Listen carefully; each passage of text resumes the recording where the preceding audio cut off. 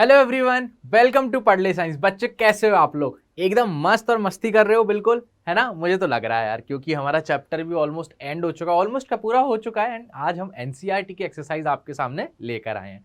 तो आज पूरे के पूरे 20 से 21 क्वेश्चन या 22 के आसपास क्वेश्चन हैं। हम पूरे के पूरे क्वेश्चन आज सॉल्व करेंगे, है ना। एंड एक चीज और, ये चैप्टर में जितने भी लेक्चर्स बने उनको बेटा एक बार रिवाइज जरूर कर लेना, क्योंकि आगे जाके वो आपको हेल्प करने वाले हैं, ठीक है। तो आज आपका इलेक्ट्रोस्टैटिक्स मतलब electric field and charges chapter पूरा एंड हो जाएगा एंड हम नेक्स्ट चैप्टर पर स्विच कर जाएंगे। बोलो बच्चों, समझ आया? बहुत बढ़िया, ठीक है। तो ज्यादा देरी नहीं करेंगे, आप लोग भी जिस चीज के लिए हो एनसीईआरटी एक्सरसाइज हमें करनी है वो हम करने वाले हैं, क्योंकि डायरेक्टली क्वेश्चंस भी कभी कभी आ जाते हैं, ठीक है। कंसेप्ट क्लियर होना चाहिए, ठीक है। एंड एक चीज और आपको बोल देता हूं यार, देखो हर क्वेश्चन की न्यूमेरिकल वैल्यू तक अगर मैं जाऊंगा तो दिक्कत होगी, आप सभी को पता है ना, क्योंकि बहुत लंबा चला जाएगा। तो सॉरी, कैलकुलेशन को थोड़ा सा निगलेक्ट कर देंगे। अगर ज्यादा कैलकुलेशन हो रहा होगा तो वहीं छोड़ दूंगा आंसर को, आप कैलकुलेटर लेके कर लेना या कैसी ना कैसे आप खुद से सॉल्व करना, ठीक है।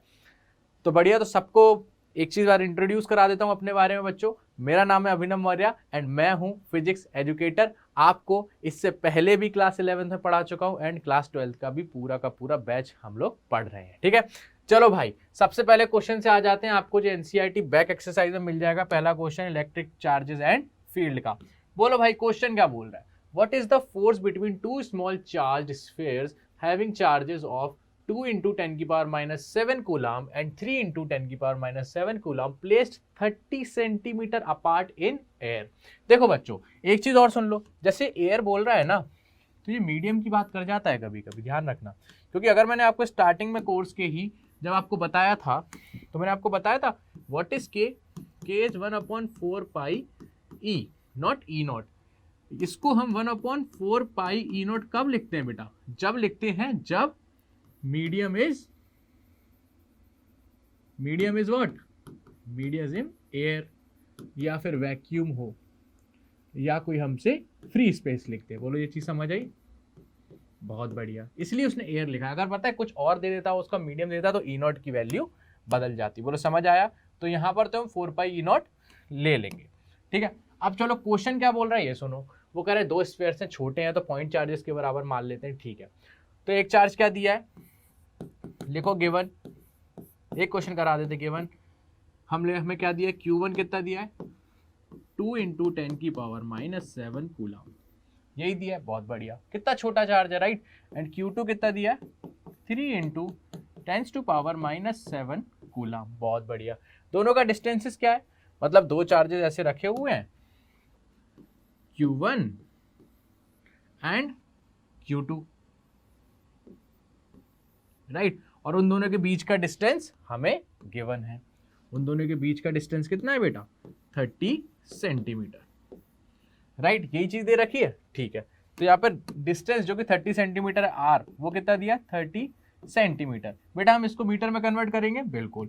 30 into 10 की पावर -2 मीटर, that is equals to 0.3 metres. बोलो ठीक है? ठीक है बेटा, बहुत बढ़िया। इतनी चीज समझ आ गई। अब सबको पता है दो चार्जेस के बीच में लगने वाला फोर्स क्या होता है बेटा? फोर्स होता है, जो इलेक्ट्रोस्टैटिक फोर्स होता है वो होता है के Q1 Q2 upon are square, ठीक है।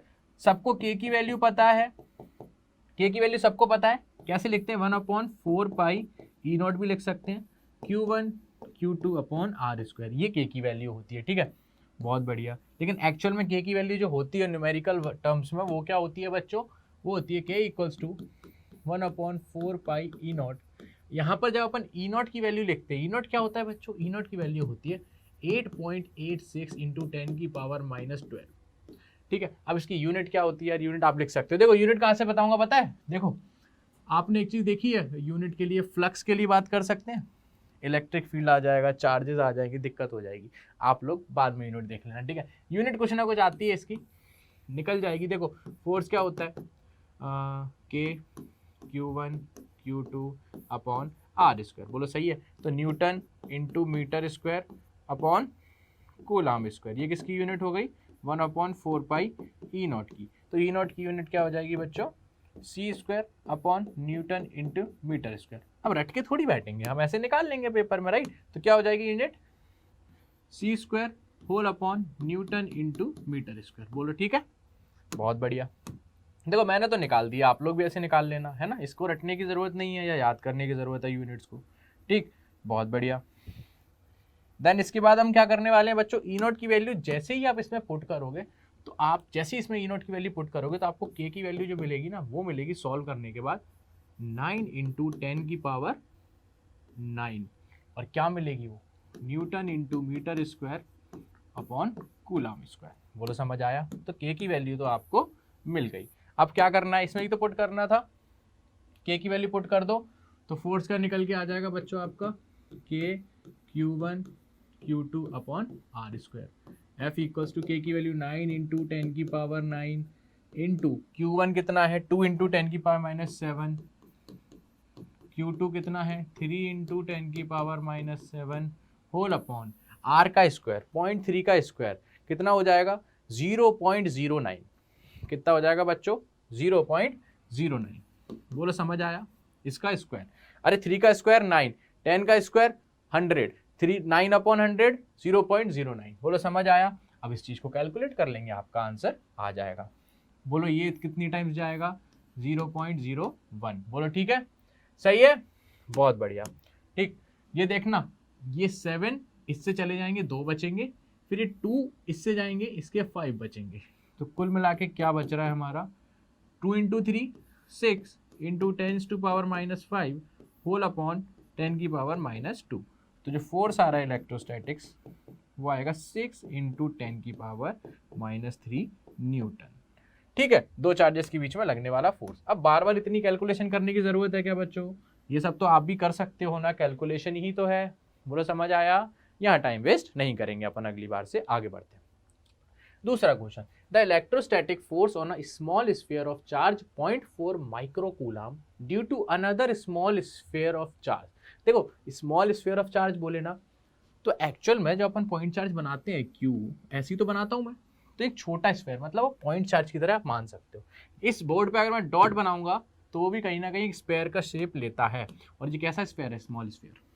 ठीक है, चलो, तो वो क्या बोल रहा है, electrostatic force on a small sphere of charge 0.4 coulomb due to another small sphere of charge -0.8 coulomb in air is इतना।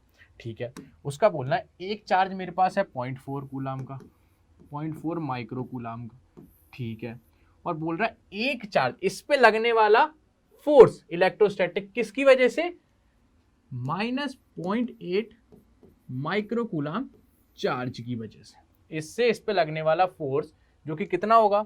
अच्छा सुनना बच्चों, कहाँ लगेगा, इन दोनों के बीच में लाइन ज्वाइन कर दूं, पहले पूरा लाइन ज्वाइन कर दूं, बहुत बढ़िया। इन दोनों के बीच का डिस्टेंस मुझे नहीं पता, मान लो आर है, ठीक है, पॉइंट चार्जेस है, आपको दिखाने के लिए बड़ा बनाया है, ठीक है। ठीक है, सुनना, इस पे लगने वाला फोर्स क्या होगा, ये नेगेटिव का है -0.8, ये पॉजिटिव का है, नेगेटिव वाला पॉजिटिव को अपनी तरफ खींचेगा, तो कितना फोर्स, ये कोई फोर्स लग रहा होगा, एफ फोर्स। समझ आया, बहुत बढ़िया। तो कैसे होगा, कैसे होगा बताओ, इस पे लगने वाला फोर्स जो कि दिया है 0.2 न्यूटन इन एयर, तो हमें क्या बोला है, force on Q, force on 0.4 by this, वो भी क्या निकल के आएगा बच्चों के Q1 Q2 upon are square. बोलो समझ आया, बहुत बढ़िया। तो यहाँ से निकाल दो वैल्यू, के की वैल्यू 9 इंटू 10 की पावर 9 इंटू पहले वाले का चार्ज 0.4, थोड़ा इधर लिखते हैं जिससे जगह बचेगी, है ना, थोड़ी सी जगह बचनी चाहिए जिससे हमारे आंसर्स क्लियर हो जाए। F इज इक्वल टू के Q1 Q2 upon are square. ठीक है, फोर्स क्या हो जाएगा, के की वैल्यू 9 इंटू 10 की पावर 9, Q1 की वैल्यू 0.4, देखो माइक्रो की वैल्यू होती है 10 की पावर -6, याद रखोगे, बहुत बढ़िया, इंटू दूसरा चार्ज माइनस का 0.8, ठीक है, माइनस का 0.8। अब चूंकि मैंने डायरेक्शन बता दी है तो ये माइनस साइन में हटा देता हूं, ठीक है, समझ आया, माइनस साइन मैं हटा देता हूं क्योंकि ऑलरेडी मैंने डायरेक्शन शो कर दिया, उसको मैं लिख दूंगा क्वेश्चन में, ठीक है, इनटू 10 की पावर -6 माइक्रो की वजह से होल अपॉन इनके बीच का डिस्टेंस पता नहीं है आर स्क्वायर, और फोर्स हमें गिवन है जो कि कितनी है 0.2। ठीक है, what is the distance between the two spheres, जो भी आपकी आर की वैल्यू आएगी वो आपका उनके बीच का डिस्टेंस होगा। बोलो समझ आया, बोलो समझ आया? इसको सॉल्व करके जो r की वैल्यू आएगी वही आपका डिस्टेंस होगा। क्या इसको कर पाओगे? है ना? यहां से r की वैल्यू जो भी आएगी, जो भी r की वैल्यू आ जाएगी, अब तो r स्क्वायर उधर ले जाना, 0.2 का डिवाइड मारना, इक्वेशन सॉल्व कर देना। जो भी r की वैल्यू आएगी वही आपका पहले वाले का उसका आंसर होगा। ठीक है, दूसरे वाले का क्या करोगे? आप सुनो, r की वैल्यू आपकी आ गई। ठीक है, हमने r फाइंड कर लिया, मान लो ये r हमने निकाल लिया। निकाल लोगे ना यार? अब मत बोलना सर आपने पूरा नहीं कराया यार। ये सब तो मैं आप लोगों से एक्सपेक्टेशन रख सकता हूँ यार, क्योंकि सॉल्यूशन ही बचा है, आपको तरीका बता दिया। तरीका इज मोस्ट इंपॉर्टेंट थिंग जो आपको आना चाहिए। ठीक है, सॉल्यूशन तो यार आपको नेट पे कहीं भी मिल जाएंगे अगर आप सॉल्यूशन देखोगे तो। ठीक है, कहीं पे भी सर्च करोगे इस क्वेश्चन का भी आंसर मिल जाएगा। लगाना कैसे, आया कैसे, वो इंपॉर्टेंट है। ठीक है, what is the force on the second sphere due to first? अब मुझे एक चीज बताओ, पहले उसने बोला इस पे फोर्स कितना लग रहा है, कौन लगा रहा है? ये, तो अब इस डायरेक्शन में लगेगा। और इस पे फोर्स कितना लगेगा? जब इतना लगाएगा तो ये भी इस डायरेक्शन में खींचेगा, तो वो भी फोर्स F होगा।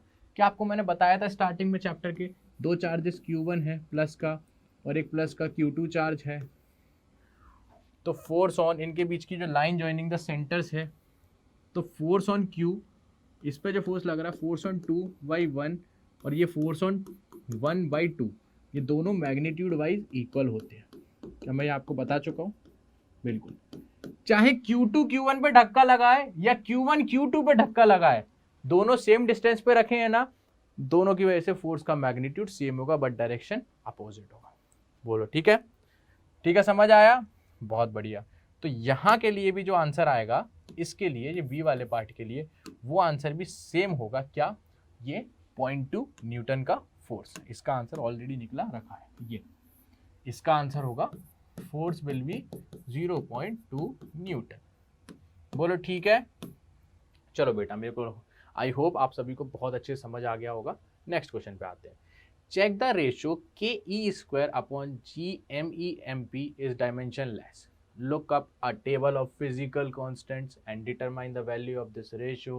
What does the ratio signify? Ratio क्या सिग्निफाई करता है हमें कुछ नहीं पता, हम इसको करते हैं। लेकिन एक चीज़ तो फीलिंग आ रही है, कहीं ना कहीं ग्रेविटेशनल और इलेक्ट्रोस्टैटिक फोर्स की बात हो रही है। बच्चों, अगर मैं ग्रेविटेशनल फोर्स की बात करूं, एक तरफ ग्रेविटेशनल फोर्स और एक तरफ अगर मैं बात करूं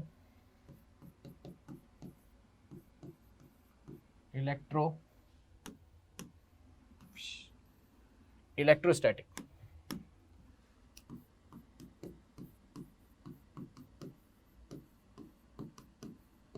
इलेक्ट्रोस्टैटिक फोर्स, तो दोनों की चीजें आपको पता है ऑलरेडी।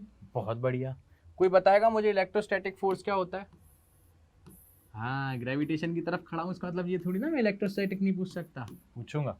ग्रेविटेशनल बता दो। चलो, अब ग्रेविटेशनल फोर्स होता है F of G is equal to G m1 m2 upon r square. कब होता है? जब दो मासेस किसी डिस्टेंस r पर रखे हों। ठीक है? ठीक है? ठीक है, समझ आया? बहुत बढ़िया, बहुत बढ़िया। और यहां पर क्या होता है? इलेक्ट्रोस्टैटिक फोर्स होता है electrostatic force K Q1 Q2 upon r square. जब दो चार्जेस, मान लो प्लस के चार्जेस है, प्लस Q1, या दो चार्जेस है कोई भी मान लो, ठीक है, दो चार्जेस प्लस Q1 Q2 मान लो, प्लस हटा दो, माइनस के भी हो सकते हैं, कोई बात नहीं, हमको उससे मतलब नहीं है, चाहे प्लस का हो चाहे माइनस का हो, बट दो चार्जेस हैं, हमको ये पता रखना है। ठीक है, जब दोनों आपस में r डिस्टेंस की दूरी पर है, वो क्या होता है? हमारा इलेक्ट्रोस्टैटिक फोर्स। अब चूंकि यहाँ पे MP और ME लिखा है, तो मतलब ये चार्जेस की बात कर रहे हैं, इलेक्ट्रॉन और प्रोटॉन। अब आपको पता है प्रोटॉन के ऊपर चार्ज कितना होता है बच्चों? प्लस का 1.6 इंटू 10⁻⁻19 कूलम, एंड इलेक्ट्रॉन पे कितना होता है? माइनस का 1.6 इंटू 10⁻19 कूलम। दोनों पे चार्जेस तो सेम है, तो क्या ऊपर इंटू में मैं इन दोनों को हटा के E इंटू ई कर दूं? बहुत बढ़िया। E इंटू ई क्या हो जाएगा बच्चों? E इंटू ई क्या हो जाएगा? E square. ठीक है, बहुत बढ़िया। तो अगर ये इलेक्ट्रॉन इंटू प्रोटॉन करूंगा, मैंने यहाँ किया क्या है एक्चुअली में, देखना यहाँ किया क्या है मैंने। चार्जेस क्या क्या है मेरे पास? इलेक्ट्रॉन इंटू प्रोटॉन, अब दोनों के मैग्नीट्यूड की बात करूं तो प्रोटॉन भी तो इलेक्ट्रॉन के बराबर है, बहुत बढ़िया। तो क्या प्रोटॉन के चार्ज को इलेक्ट्रॉन लिख दूं, बहुत बढ़िया। अब इलेक्ट्रॉन इंटू इलेक्ट्रॉन क्या हो जाएगा, ई स्क्वायर, बहुत बढ़िया, ठीक है ठीक है। अब यहां पर मासेस किसके आएंगे, एक इलेक्ट्रॉन का एक प्रोटॉन का, तो m1 m2 हटा के मैं क्या कर दूं, mp एंड me, बहुत बढ़िया। यहां पर m1 m2 हटा के क्या कर दूं, और यहां पर q1 q2 हटा के क्या कर दूं, प्रोटॉन एंड इलेक्ट्रॉन। बोलो समझ आया, mp और me, बहुत बढ़िया। यहां कर देता हूं प्रोटॉन, यहां कर देता हूं इलेक्ट्रॉन, ठीक है, समझ आया, बहुत बढ़िया। ये चीजें उनने बात करी है। अब एक चीज देखना, अगर मैं दोनों फोर्सेस का डिवाइड कर दूं बच्चों, दोनों फोर्सेस Fe अपॉन Fg, तो क्या आएगा, K E square upon are square whole upon G of MP Mn upon are square. क्या आर स्क्वायर से आर स्क्वायर कैंसिल हो जाएगा, बहुत बढ़िया, आर स्क्वायर से आर स्क्वायर कैंसिल हो गया, तो क्या चीज बच रहा है जी, के ई स्क्वायर अपॉन जी MP Mn। तो यहां से आपको शो क्या हो रहा है, यहां से आपको शो क्या हो रहा है कि एक्चुअली में रेशो जो है वो डायमेंशन लेस आ रहा है। कैसे आ रहा है डायमेंशन लेस, जरा आप फील कर सकते हो, आप फील कर सकते हो, आप खुद देख सकते हो कैसे। एक्चुअली में इसकी वैल्यू क्या निकल के आ रही है, F of E upon F of G, बोलो सही है। अब सुनना, देखना, K E square upon G M P M N is equals to, यही चीज पूछी है, फोर्स की यूनिट न्यूटन और अपॉन में भी न्यूटन। फोर्स का डायमेंशन फॉर्मूला, न्यूटन क्या होता है, मास इनटू एक्सेलरेशन, मास के लिए m, एक्सेलरेशन के L T minus two whole upon m into L T minus two. क्या ये पूरा कट जाएगा, बिल्कुल, बोलो समझ आ गया, ये हो गया मेरा डायमेंशन लेस, ठीक है बेटा, समझ आया। कुछ था इसमें करने के लिए, कुछ नहीं, मैं बहुत स्लो बहुत अच्छे से करा रहा हूँ आपको, एनसीईआरटी एक्सरसाइज है, राइट, बहुत बढ़िया। ज़्यादा स्लो लगे स्पीड बढ़ाओ और आगे बढ़ो, कोई बड़ी बात नहीं है, स्पीड बढ़ाओ और आगे बढ़ो, स्पीड अपनी मत बढ़ा लेना, रटे जा रहे हो, नहीं भाई, वीडियो की स्पीड बढ़ाओ और आगे बढ़े चलो, ठीक है, समझ आया, बहुत बढ़िया। इसी को लेके अगले क्वेश्चन पे आ जाओ। When a glass rod is rubbed with a silk cloth, glass की रॉड ले लो, एक काम करो, घर का ग्लास ले लो कांच वाला, और उसको ना एक सिल्क वाले कपड़े, मम्मी की जो साड़ी आती है सिल्क वाली, उससे रगड़ने लगो। वो साड़ी जिस पे थोड़ा सा करंट जैसा फील होता है, राइट, कभी कभी ज़्यादा देर उसको रगड़ दो तो, है ना, तो उससे रगड़ने लगो। फिर वो बोल कर रहा है, charges appears on both, a similar phenomena is observed with many other pairs of body, explain how this observation is consistent with the law of conservation of charge.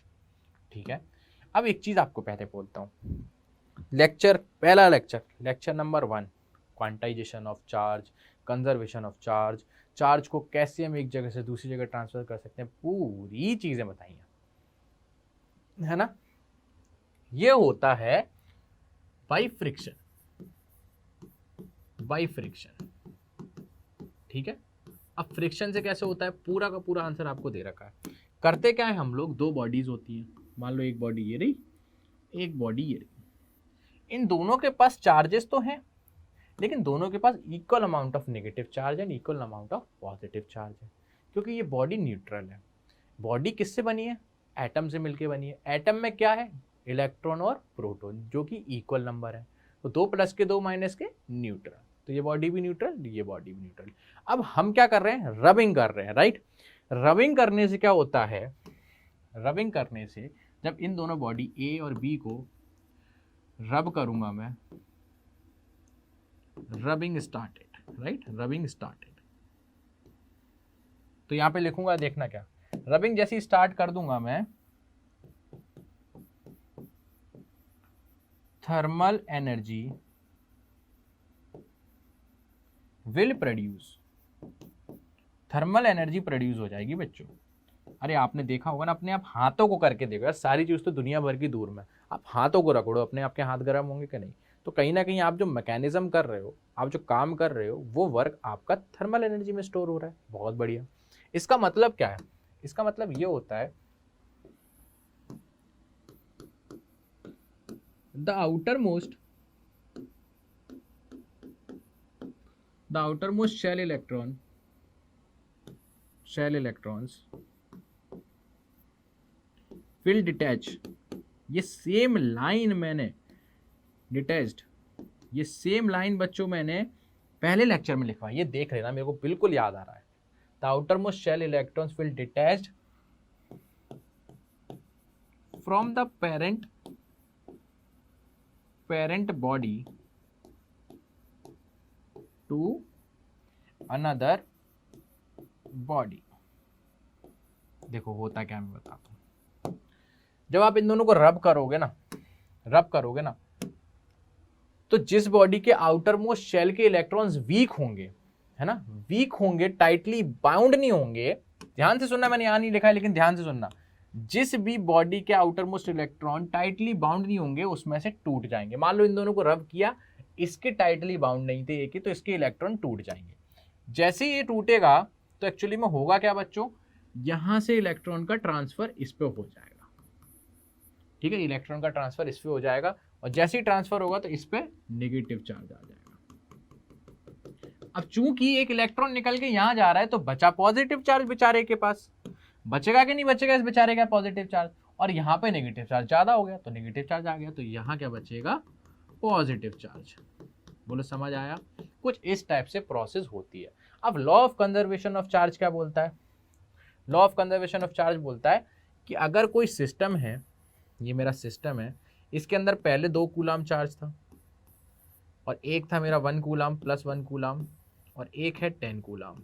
ठीक है, तो टोटल चार्ज कितना है बच्चों, बताओ जल्दी, 12-13 कूलाम। बोलो समझ आया? प्लस का। अब इसको आप मिला दो, घुमा दो, सब कुछ करा दो, फिर भी इसके अंदर जो चार्ज रहेगा बच्चों, मान लो इसके ऊपर आ गया 2 कूलाम फिर से, लेकिन एक दूसरी बॉडी उस पर आ गया -3 कूलाम, और तीसरी बॉडी पे मुझे पता नहीं है कितना है, मुझे पता ही नहीं है, राइट। तो इसका मतलब ये होता है कि जब एक सिस्टम की पूरे की बात की जाती है तो उसमें रखा हुआ चार्ज कंजर्व होता है। टोटल चार्ज +13 कूलम, इसको हिला दो, डुला दो, लात मार दो, पानी के अंदर डुबा दो, सब कर दो इस सिस्टम को। अगर इस पर +2 कूलम है, इस पर -3 है, टोटल चार्ज +13 कूलम ही रहेगा। तो इस पर कितना चार्ज होना चाहिए जिससे +13 हो जाए? ये कितना हो गया, 2 कूलम, -3 कूलम, -1 कूलम, इस पर होना चाहिए +14 कूलम। 2 और 14 16, -3 13, अभी भी टोटल 13 है। तो अब अब ये चीज समझ आई, बहुत बढ़िया। तो यहाँ पर एक चीज देखना, मेरा कहने का मतलब स्फीयर पे देखना कंजर्वेशन ऑफ चार्ज कैसे है। जब ये स्फीयर आराम से रखे हुए थे, ए और बी, कुछ नहीं कर रहा था, तो मान लो इस पे चार्ज होगा कुछ ना कुछ, क्या होगा देखना, कुछ ना कुछ Q1 चार्ज होगा, मुझे नहीं पता। इस पे क्या चार्ज होगा बच्चों, इस पे क्या चार्ज होगा, Q1, और इस पे Q2, मुझे नहीं पता क्या है। लेकिन जब मैंने इनको रब कर दिया तो रब करने के बाद कुछ चार्जेस ए और बी में से ए के कुछ इलेक्ट्रॉन्स बी में चले गए, ऐसे, है ना, और कुछ ए में पॉजिटिव चार्ज आ गया। ठीक है, तो कहने का मतलब क्या है, इसमें से कुछ चार्ज, मान लो Q1 में से कुछ इलेक्ट्रॉन निकल गए, माइनस इलेक्ट्रॉन, ठीक है, और इसमें कुछ इलेक्ट्रॉन आ गए तो Q2 प्लस इलेक्ट्रॉन, कुछ ना कुछ आया, मुझे नहीं पता, कुछ तो आया। कितने नंबर ऑफ इलेक्ट्रॉन्स आए मुझे नहीं पता, तो चलो उसको भी मैं n ही कर देता हूं, पता नहीं n नंबर ऑफ इलेक्ट्रॉन्स निकले और n नंबर ऑफ इलेक्ट्रॉन्स आ गए। क्या अब भी टोटल चार्ज अलग हुआ? अभी टोटल चार्ज कितना था, देखो ऊपर टोटल चार्ज कितना है बच्चों, Q1 प्लस Q2, बहुत बढ़िया। अब टोटल चार्ज कितना है, Q1 minus NE plus Q2 plus NE। क्या NE से NE कट जाएगा, बहुत बढ़िया, Q1 plus Q2। This is conservation of charge. बोलो समझ आया? इतनी सी बात है ना, बहुत छोटी सी बात थी, अगर इसको भी आप लिख के आओगे तो आपको पूरे के पूरे नंबर मिल जाएंगे। इतनी सी बात आपको लिख के आनी है। बोलो समझ आया?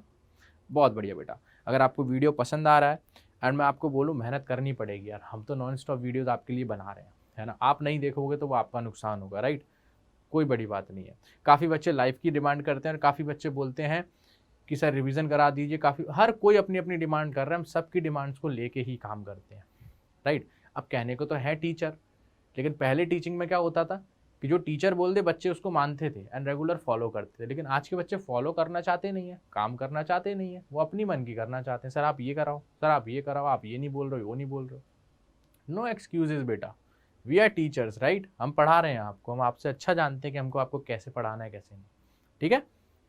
चलो अब आ जाओ क्वेश्चन नंबर 5 पे बच्चों। क्वेश्चन नंबर 5 देखो मैं क्या बोल रहा हूँ, न्यूमेरिकल है, हम इसको सॉल्व नहीं करेंगे, वैल्यू वाइज आंसर आएगा। 4 point charges Q A Q B Q C and Q D, 2 coulomb micro coulomb -5 2 और -5 are located at the corners of the square ABCD of side इतना, what is the force on a charge इतना placed at the centre of the square. ठीक है, देखो वो बोल क्या रहा है सुनो, एक स्क्वायर है, ठीक है, ये रहा इसका स्क्वायर, और ये स्क्वायर के हर कोने पे चार्जेस रखे हुए हैं, इसकी साइड से ये रहा A, ये रहा B, ये रहा B, ये रहा C और ये रहा D, ठीक है।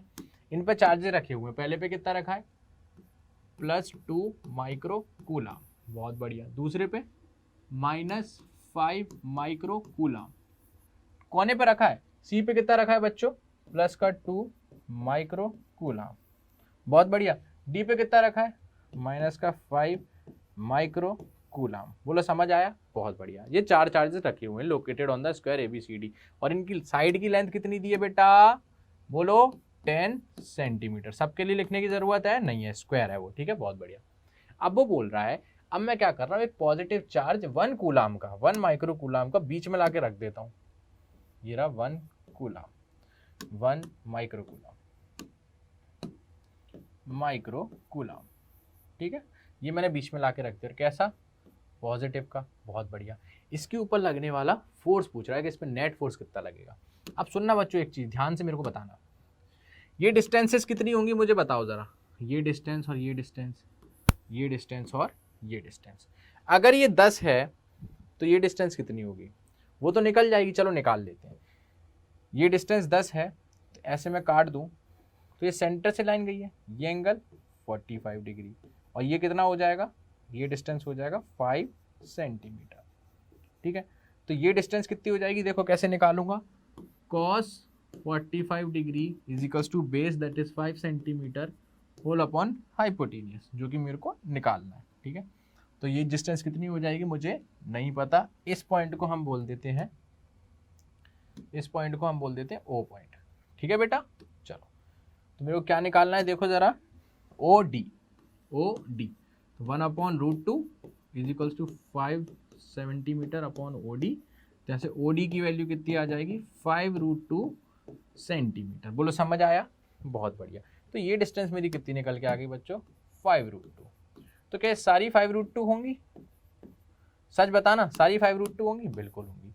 अब सुनना, इस पे ये पॉजिटिव का चार्ज है, ये पॉजिटिव चार्ज है, फोर्स कहाँ लगाएगा, इस डायरेक्शन में, ठीक है, और ये वाला भी प्लस का क्यू है, तो ये कहाँ लगाएगा, इस डायरेक्शन में, line joining the centres and away from the charge, क्योंकि पॉजिटिव चार्ज है। अब सुनना, क्या ये दोनों चार्जेस सेम है, बिल्कुल। क्या ये दोनों चार्जेस सेम है, +2 वाला, बिल्कुल।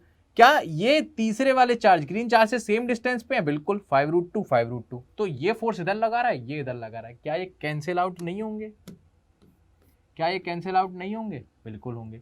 और इस पे भी देख लो, इस पे भी देखना बता रहा हूं, इस पे भी देखना बता रहा हूं, ये माइनस का ये प्लस का, ये अपनी तरफ खींचेगा किसी फोर्स से, और ये भी अपनी तरफ किसी फोर्स से खींचेगा, माइनस का है, तो इसकी वजह से ये जिस फोर्स से ये खींचेगा उतने से ये पूछेगा, पूछो क्यों, दोनों चार्जेस सेम, -5 दोनों के बीच का डिस्टेंस सेम, तो ये भी at the and cancel out हो जाएंगे।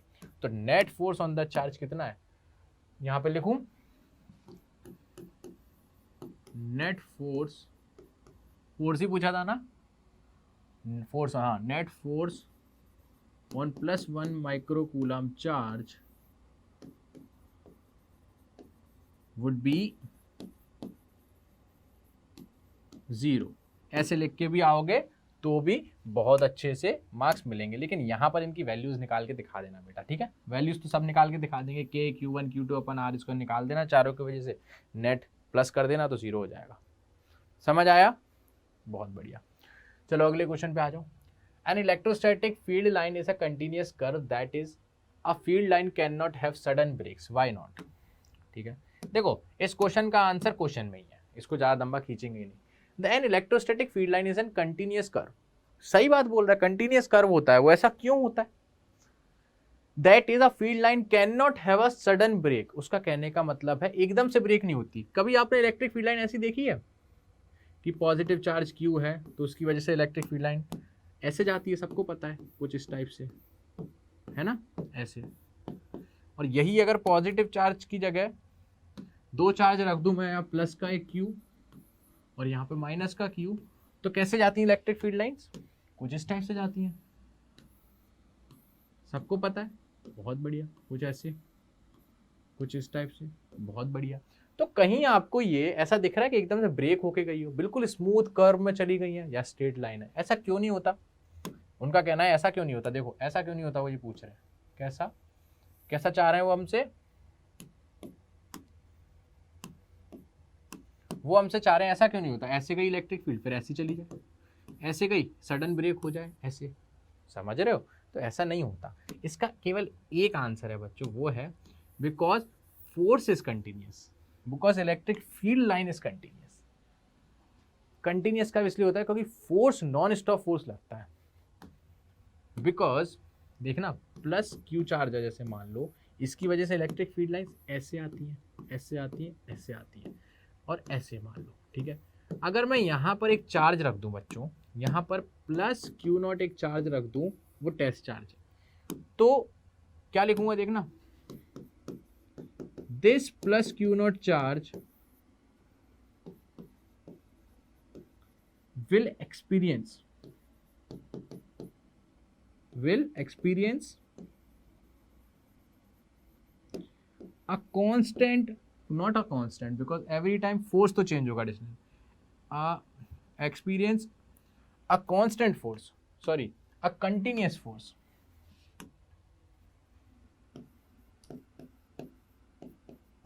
a continuous force और नॉन स्टॉप फोर्स, और नॉन स्टॉप फोर्स बेटा, कैसी?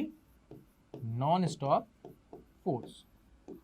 उसको हर सेकंड फोर्स लगता है, हर सेकंड। आपको क्या लग रहा है, इधर से इधर तक जाएगा तब तक फोर्स बंद हो जाएगा? क्या लगना, बिल्कुल लगता रहेगा, कॉन्टिन्यूअस, हर सेकंड, हर माइक्रो सेकंड उस पर फोर्स लगता रहेगा, रुकेगा ही नहीं। समझ आया? ये चीज से समझ आई? बहुत बढ़िया, तो आपका आंसर आ गया है, बहुत बढ़िया। Explain why to electric field line never cross each other at a point. इसका भी आंसर मैं आपको ऑलरेडी क्लास में करा चुका हूँ बच्चों। देखो मुझे एक चीज बताओ, ये क्रॉस नहीं करती या एक दूसरे को, कोई भी इलेक्ट्रिक फील्ड लाइन से तो आपस में क्रॉस नहीं करती दोनों। क्यों नहीं करती? उसका रीजन सबको पता था लेकिन भूल गए, तो आप समझ लो। आपने एक चीज देखी है कि अगर एक प्लस क्यू चार्ज है और एक मैं माइनस क्यू चार्ज ले लूँ, ठीक है, तो इसकी वजह से ऐसी इलेक्ट्रिक फील्ड लाइन्स आएंगी, बहुत बढ़िया, कुछ इस टाइप से, ठीक है, बहुत बढ़िया। एंड ये भी बताया था सिमेट्रिक बनती हैं एक्सिस के अबाउट, सबको याद होना चाहिए, ठीक है। और कुछ इस टाइप से भी हो सकती है, प्लस और माइनस का है, कुछ इस डायरेक्शन में भी गई होंगी, राइट? हाँ। तो अगर हमें इलेक्ट्रिक फील्ड की डायरेक्शन चाहिए किसी भी पॉइंट पर, तो हम क्या करते थे बच्चों, उस पॉइंट पर जाते थे। मान लो इस पॉइंट पर चाहिए, तो मैं क्या करता था, एक टेंजेंट ड्रॉ कर देता था और जिससे चार्ज से जिस डायरेक्शन में इलेक्ट्रिक फील्ड है उसी डायरेक्शन में एरो बना दूंगा। ये क्या होती थी, मेरी direction of net electric field, E net. E net का मतलब समझे, जो भी इलेक्ट्रिक फील्ड लाइन है उस पर अगर मैंने पॉइंट बनाया तो उस पर जो टेंजेंट बनाओगे ना, वो नेट इलेक्ट्रिक फील्ड बताता है। नेट मतलब समझ रहे हो, जोड़ तोड़ सब एट दी एंड, ठीक है। अब मान लो जैसा हम बोल रहे हैं उसके हिसाब से ऐसा दिया गया है। मान लो एक इलेक्ट्रिक फील्ड लाइन ऐसी है, ठीक है, ये रही, ये है इलेक्ट्रिक फील्ड लाइन E1, और एक इलेक्ट्रिक फील्ड लाइन ऐसी गई है, मान लो E2, ठीक है, बहुत बढ़िया। मतलब ये दोनों इंटरसेक्ट कर रही हैं। अब किस जगह इंटरसेक्ट कर रही हैं? इस जगह। तो अगर इस जगह की मैं इलेक्ट्रिक फील्ड इंटेंसिटी पता करूं तो मैं क्या कहूंगा, टेंजेंट। तो इस वाले की वजह से टेंजेंट कैसी बनेगी, ऐसी, ये ई नेट बोलेगा। और इसकी वजह से टेंजेंट कैसी बन रही है, ऐसी। क्या एक पॉइंट पर दो नेट इलेक्ट्रिक फील्ड इंटेंसिटी हो सकती है क्या? अब ऐसा मत बोलना सर, ये भी ई नेट जो आ रहा है, ये भी ई नेट जो आ रहा है, इन दोनों का हम रिजल्टेंट ले लेंगे। अरे वो ऑलरेडी रिजल्टेंट है, एक पॉइंट पे दो बार नेट इलेक्ट्रिक फील्ड नहीं हो सकती। समझ आया? समझ आया कि नहीं? बहुत बढ़िया, चलो आगे बढ़ते हैं। 2 पॉइंट चार्जेस Q 1.8 मतलब 8th क्वेश्चन है। 2 point charges QA and QB plus 3 coulomb मतलब micro coulomb and -3 microcoulomb are located at 20 centimetre apart in vacuum. देखो वैक्यूम बोल दिया, ई नॉट आएगा, वैक्यूम बोलते ही समझ जाओ क्या होगा, ई नॉट। चलो आगे बढ़ते हैं। What is the electric field at the midpoint of the line joining AB of the two charges? यार इसमें कुछ भी नहीं है, अपन जल्दी कर देते हैं। देखो एक दिया है +3 coulomb q a and q b, ठीक है, तो एक तो लिख दूंगा +3 माइक्रो कूलम, ये हो गया, और एक क्या है -3 माइक्रो कूलम। बोलो दो चीज़ें हैं, ठीक है, दोनों की लाइन ज्वाइनिंग करी, पॉइंट चार्जेस है, बहुत बढ़िया, कितने हैं लोकेटेड 20 सेंटीमीटर। वो बोल रहा है इन दोनों के मिड पॉइंट पे जाओ, ये चला गया मिड पॉइंट है, उसको ओ का नाम दो, दे दिया, लाइन ज्वाइनिंग ए बी, ये रहा ए, ये रहा b. What is the electric field at the mid point O on the line? O point पे इलेक्ट्रिक फील्ड इंटेंसिटी बतानी है। बच्चा एक चीज बताओ, ये डिस्टेंस कितना हो जाएगा अगर ये मिड पॉइंट है तो 10 सेंटीमीटर, और ये भी 10 सेंटीमीटर। क्या दोनों चार्जेस का मैग्नीट्यूड सेम है? बिल्कुल सेम है। अब सुनना, इसकी वजह से इलेक्ट्रिक फील्ड इंटेंसिटी, इसकी वजह से यहाँ कितनी लगेगी, एक टेस्ट चार्ज लेकर आओ तो पता कितना लगेगा, इस डायरेक्शन में होगी, ठीक है, कुछ ना कुछ होगी, दैट इज F1 या FB की वजह से। F क्यों लिख रहा हूँ बच्चों, E लिखना है, electric field because of B charge. और E की वजह से भी कहाँ होगा बच्चों, E की वजह से बताओ, मैं बनाता हूँ इसको येलो से। E की वजह से भी कहाँ होगा बच्चों, इसी डायरेक्शन में, वो कितना होगा EB।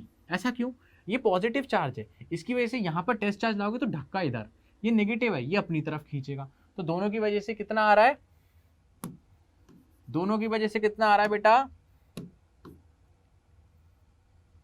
दोनों की वजह से कितना आ रहा है, दोनों की वजह से सेम डायरेक्शन में आ रहा है। कैसे आ रहा है, सेम डायरेक्शन में आ रहा है। ये रहा ई ए, तो ए की वजह से इधर, बी की वजह से इधर। अगर आप ध्यान दो बच्चों, क्या इन दोनों के बीच की डिस्टेंस सेम है, क्या इन दोनों के बीच की डिस्टेंस सेम है? देखो ई ए कितना निकलेगा, निकालो जरा, के Q1 Q2 मतलब 3 × 3, और माइक्रो कूलम है उसके लिए 10 की पावर -12 हो जाएगा दोनों का मिला के, whole upon R square, that is 10 × 10 की पावर -2, ये मैंने मीटर्स में कर दिया पहले, और इसका स्क्वायर। अब सुनना, ई बी कितना निकालोगे बच्चों, ई बी निकालो, बी वाले की वजह से वो भी सेम निकालोगे, कैसे, के सॉरी Q1 Q2 क्यों कर रहा हूं मैं, एक ही तो चार्ज आएगा, एक ही तो चार्ज आएगा, के क्यू 3 × 10 की पावर -6, इस चार्ज की वजह से, और डायरेक्शन में ऑलरेडी शो कर चुका हूं, राइट। और के बी की वजह से मैग्नीट्यूड क्या आएगा, बी की वजह से, देखो पहले ए की वजह से निकाला है, सॉरी देखो पहले ए की वजह से निकाला है, ये रहा ए, तो इसका चार्ज × 10 की पावर -6 कूलम की वजह से, पॉजिटिव इस डायरेक्शन में मैंने लिख दिया, ठीक है, बहुत बढ़िया।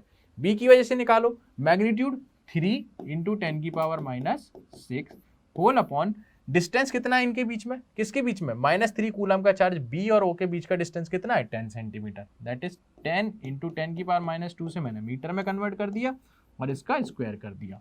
और नेट क्या होगा बच्चों, दोनों सेम डायरेक्शन में, कैसे, दोनों सेम डायरेक्शन में, तो ई नेट आएगा अपना ई ए प्लस ई बी, और दोनों का मैग्नीट्यूड सेम आएगा, देख लो दोनों मैच कर लो, तो यहाँ से दोनों बराबर हैं तो 2 टाइम्स ऑफ ई ए लिख दो या ई लिख दो, कैसे, क्योंकि ई ए जो है वो बराबर है ई बी के, और मैं दोनों को ई के बराबर लिख देता हूँ, ठीक है, तो यहाँ से ई ए को भी ई लिख दूंगा और ई बी को भी ई लिख दूंगा, तो 2E हो जाएगा, ठीक है। फिर इसको सॉल्व कर देना, उसकी वैल्यू यहाँ पर रख देना, आपका आंसर आ जाएगा।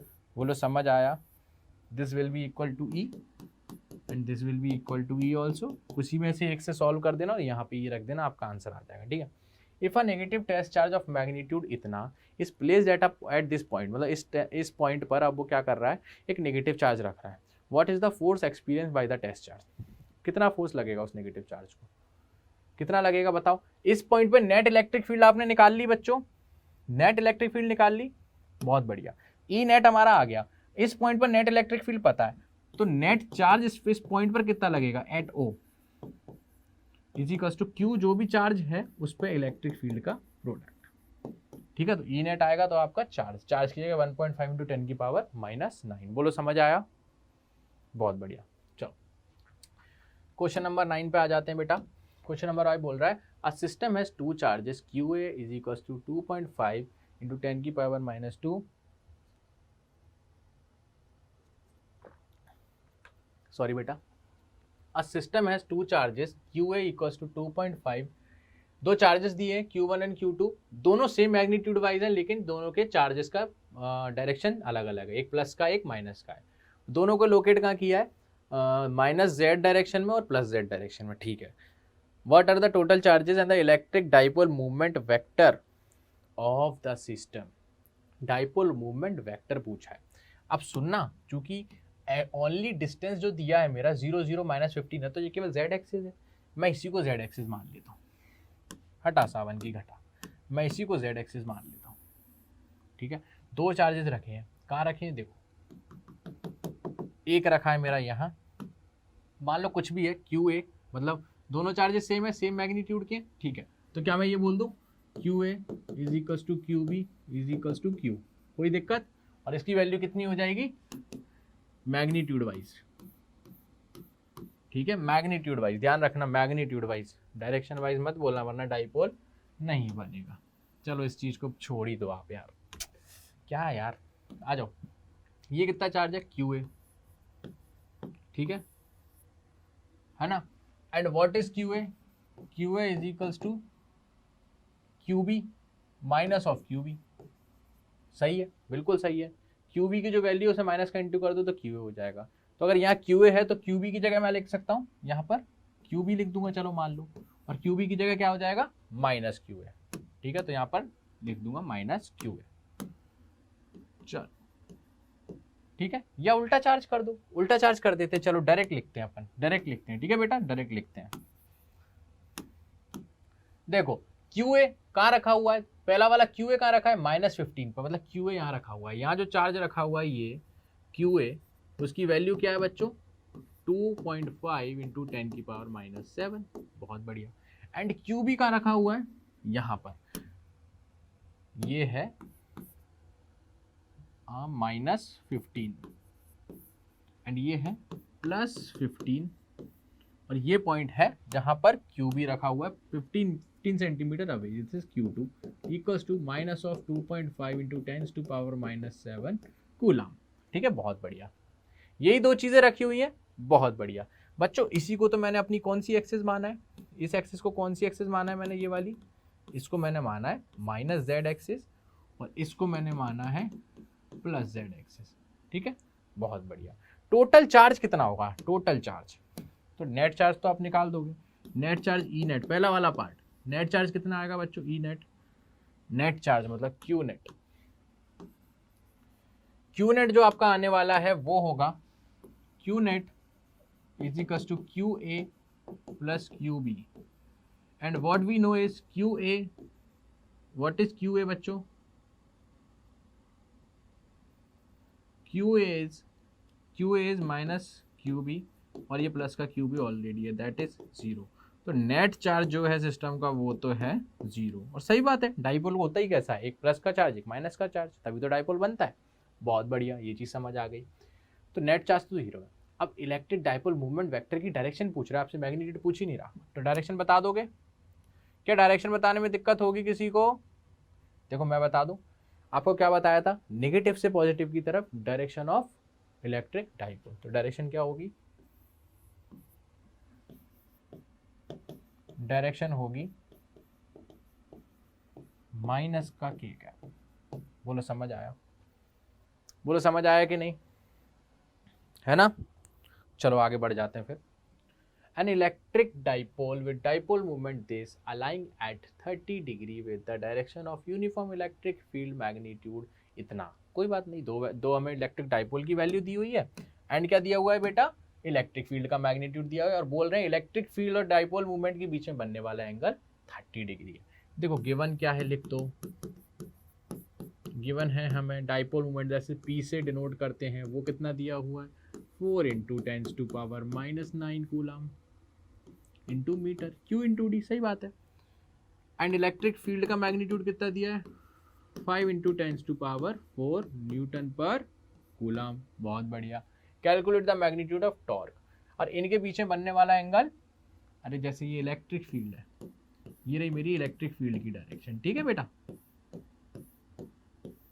ये मेरी किसकी डायरेक्शन है बच्चों, मान लो इलेक्ट्रिक फील्ड की डायरेक्शन है, एक्स एक्सिस के अलॉन्ग है, ठीक है, मान लो तो मेरा जो इलेक्ट्रिक डाइपोल है वो कुछ ना कुछ इस डायरेक्शन में P, और ये एंगल जो बना रहा है ना इलेक्ट्रिक फील्ड से, ये जो एंगल बना रहा है वो 30 डिग्री है। तो यहां पर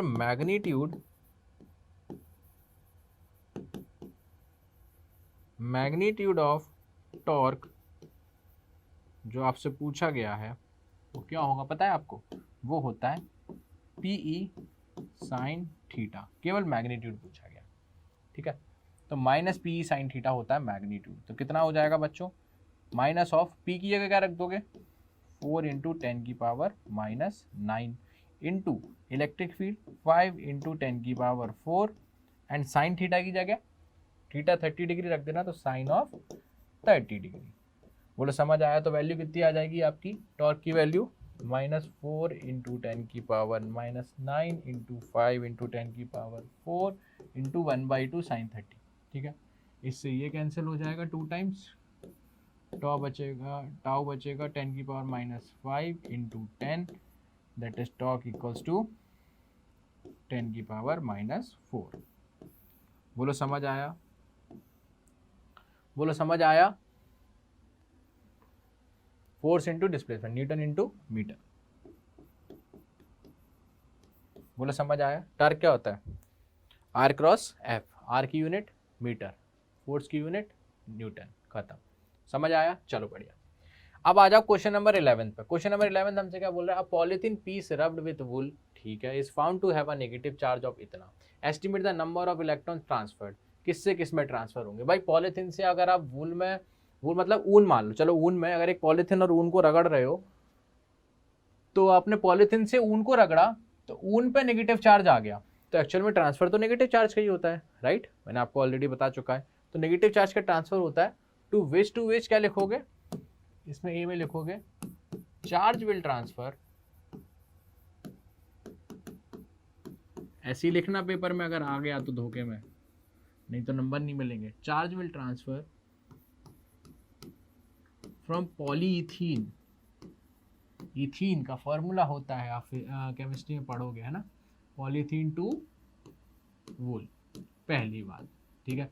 कितना हो जाएगा हमें नहीं पता, लेकिन सर आपने एक चीज बताई थी कि चार्ज इज क्वांटाइज्ड। क्या बताई थी? Charge is quantized. इसका मतलब जो भी दुनिया का चार्ज है वो कुछ ना कुछ प्लस माइनस एनी के फॉर्म में है, मतलब नंबर ऑफ इलेक्ट्रॉन का इंटीग्रल मल्टीपल है। तो यहाँ से मैं टोटल चार्ज तो मैं दिया है 3 इंटू 10 की पावर -7 इज इक्वल्स टू कुछ ना कुछ n टाइम्स ऑफ इलेक्ट्रॉन होगा, 1.6 इंटू 10 की पावर -19 कूलम। तो क्या यहाँ से n की वैल्यू निकल के आ सकती है बेटा? कितना आएगा देखो, 3/1.6 इंटू 10 की पावर माइनस, और ये कैंसिल होगा 7 से, ये जाएगा 12 बचेगा, ये नीचे जो ऊपर 10 की पावर 12, ठीक है। ये कितनी वैल्यू होती है बेटा? ये कुछ होती है शायद n, करके देखते हैं, 0 ऊपर ले जाओ, मैं यहाँ करके देख देता हूँ, 2 सेकंड लगेगा। 15 2 8 8 1 और ये हो जाएगा 7 0 7 8 8, हाँ जी आएगा शायद 1.875 इंटू 10 की पावर 12। अब किसी को अगर लग रहा हो सर ये इंटीजर नहीं है तो मुझे बताओ बेटा, ये इंटीजर ही आएगा। अब ये 10 की पावर 12 है ना, लिख के देखना लाइन से, पूरा इंटीजर वैल्यू आएगी, समझ आया? तो इसका मतलब ये क्वांटाइज्ड है क्योंकि नंबर ऑफ इलेक्ट्रॉन के बराबर आ रहा है, ठीक है। अगर ये नंबर ऑफ इलेक्ट्रॉन की इक्वल नहीं आता, ये इंटीग्रल वैल्यू नहीं आती, तो मतलब ऐसा चार्ज पॉसिबल नहीं है। Is there a transfer of mass from a wool to polythene? क्या वूल टू पॉलिथीन में ट्रांसफर होगा मास का कि नहीं, बताओ बेटा। देखो एक चीज कंसेप्ट याद रखो, मास है, mass is associated with charge. पहली बात, मास जो है वो चार्ज से एसोसिएटेड है, ठीक है। इसका मतलब अगर मान लो मेरे पास एक बॉडी है, उसका मास है कुछ m, तो क्या इसके पास चार्ज होगा? बिल्कुल होगा। पूछो कैसे? ये बॉडी है, ये बनी कैसे है? एटम से मिलके। एटम्स में क्या होता है? चार्जेस। बस वो बात अलग है कि उसमें प्रोटॉन और इलेक्ट्रॉन होते हैं जो कि इक्वल अमाउंट होते हैं। तो +4q और -4q तो 0 हो जाएगा। तो कि एक्चुअली में this body is having charge, but right now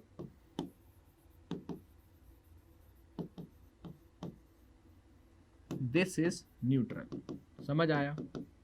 अभी ये न्यूट्रल है क्योंकि दोनों में बराबर है, और बटा चार्ज है तो मतलब मास तो रहा ही होगा। तो ये चीज हमेशा ध्यान रख लो, अगर मास है तो चार्ज होगा, और चार्ज है तो मास होगा ही होगा, अलग अलग नहीं चलते ये लोग। ठीक है, नेक्स्ट क्वेश्चन पे आएंगे। Two insulated charge copper spheres a and b have their centre separated by a distance इतना। दो इंसुलेटेड चार्ज कॉपर स्फीयर है। ठीक है, पहली बात तो इंसुलेटेड बोल दिया, मैंने आपको बताया था, देखो कंडक्टिंग स्फीयर्स होते हैं तो इसका मतलब कंडक्टर है, चार्ज सरफेस पर आ जाएगा, भले सॉलिड स्फीयर हो या नॉर्मल स्फीयर हो। और नॉन कंडक्टिंग स्फीयर है का मतलब इंसुलेटर है, जहां भी आपने चार्ज रख दिया वहीं का वहीं रह जाएगा। बोलो समझ आया? बहुत बढ़िया। तो दो स्फीयर्स हैं और have their centre separated by a distance of इतना। ठीक है, कोई बात नहीं। तो मान लो दो स्फीयर्स हैं, मान लेते हैं एक स्फीयर ये रहा और एक स्फीयर ये रहा। ठीक है, बहुत बढ़िया, बहुत बढ़िया ये रहा। और इनके बीच का डिस्टेंस कितना दिया है? Centre to centre 50 centimetre. बोलो समझ आया? बहुत बढ़िया। और बोल क्या रहा है? दोनों spheres a and b centre separated 50 centimetre. What is the mutual force of electrostatic repulsion if the charge on each sphere is 6.5 into 10 की पावर माइनस 7 कूलम, और इस पे भी हो जाएगा 6.5 इंटू 10 की power minus 7 coulomb. The radii of A and B are negligible as compared to the distance of separation. अब मेरी बात सुनो, इन दोनों का जो सेपरेशन है उसके कंपैरिजन में इनकी जो डिस्टेंसेज है वो बहुत छोटी हैं। तो कहीं ना कहीं ये एक ऐसा काम करेगा, कैसा? कुछ एक पॉइंट चार्ज की तरह। इनके बीच का जो डिस्टेंस है ये बहुत छोटा है। ठीक है, मान लो इसके बीच का डिस्टेंस जो है वो ये हमारा 49.98, और ये है 0.01, ये भी है 0.01। तो अगर इसको हटा भी दूंगा तो भी तो ये एक्चुअली में 50 सेंटीमीटर के बराबर ही है ना। तो इसको रेडियस को नहीं लेंगे हम। ठीक है, तो आपका आंसर क्या निकल के आ जाएगा डायरेक्टली बेटा? कोई बताएगा फोर्स ऑफ रिपल्सन क्या लिख लेगा? सेम कैसे करोगे? K Q1 Q2 upon are square, बात खत्म। Q1 Q2 की जगह क्या रखोगे? ये चार्ज। आर स्क्वायर की जगह 50 सेंटीमीटर को मीटर में कन्वर्ट करेंगे, देन उसको रख देंगे वैल्यू। बोलो समझ आया? अरे यहाँ क्या करोगे? K की जगह 9 इंटू 10 की पावर 9 इंटू चार्ज की जगह 6.5 इंटू 10 की पावर माइनस 7 इंटू 6.5 इंटू 10 की power minus 7 whole upon R की जगह बच्चों 50 सेंटीमीटर इंटू करेंगे अपन 10 की पावर माइनस 2 का मीटर के लिए, और होल स्क्वायर। ये सॉल्व करोगे पहले वाले पार्ट का आंसर आ जाएगा आपका। इसका कहाँ गया बेटा? ये बी वाला सुनो। What is the force of repulsion if each sphere is charge double and the amount double the above amount and the distance between them is half. ठीक है, तो वो कहना क्या चाह रहा है कि मान लो अभी इस स्फीयर पे एक स्फीयर ये था, एक स्फीयर ये था, इन पे जो चार्ज की वैल्यू है Q और Q बराबर थी, देख लो, और इनके बीच का डिस्टेंस अगर मैं बोल दूं ये है R था और ये नेग्लेजिबल था, मतलब डिस्टेंस R के बराबर है। तो फोर्स कितनी आ रही थी बच्चों? K Q upon are square, मतलब K Q square upon are square, यही आ रहा था। बहुत बढ़िया। अब वो बोल रहे हैं अगर मैं चार्जेस को डबल कर दूं, ये रहा Q का 2Q कर दूं, इसको भी 2Q कर दूं, बहुत बढ़िया, इसको भी 2Q कर दिया उनने, ध्यान रखना, इसको भी 2Q कर दिया उनने, ये रहा 2Q। तो अब उनका बोलने का मतलब है, मुझे बताइए बेटा कि इसके बीच में चार्ज कितना होगा? नहीं पूछा ऐसा कुछ, और इनके बीच की डिस्टेंस को r/2 कर दिया उन्होंने, r/2 देख लो, हाफ कर दिया। अब बताओ इनके बीच में फोर्स कितना होगा? तो फोर्स के लिए फिर क्या करोगे? अब न्यू फोर्स जो होगा, मान लो कितना होगा न्यू फोर्स? F2 कितना होगा बताओ? K चार्ज की जगह 2Q अपॉन R की जगह r/2 का होल स्क्वायर। तो ये कितना हो जाएगा? 4KQ square upon R square upon 4, that is 16KQ square upon R square. और अगर देखा जाए तो ये किसके बराबर होगा? देखा जाए तो किसके बराबर होगा बेटा? ये K cube percent upon are square F के बराबर है, बिल्कुल है। तो अगर जो नया फोर्स आ रहा है मेरा एफ न्यू, दैट इज, या F2 बोल देते हैं इसको, F2 बोल रखा है, जो नया फोर्स F2 आ रहा है will be 16 time heavier than और 16 times stronger than force F। समझ आया? 16 गुना ज़्यादा ताकतवर फोर्स होगा।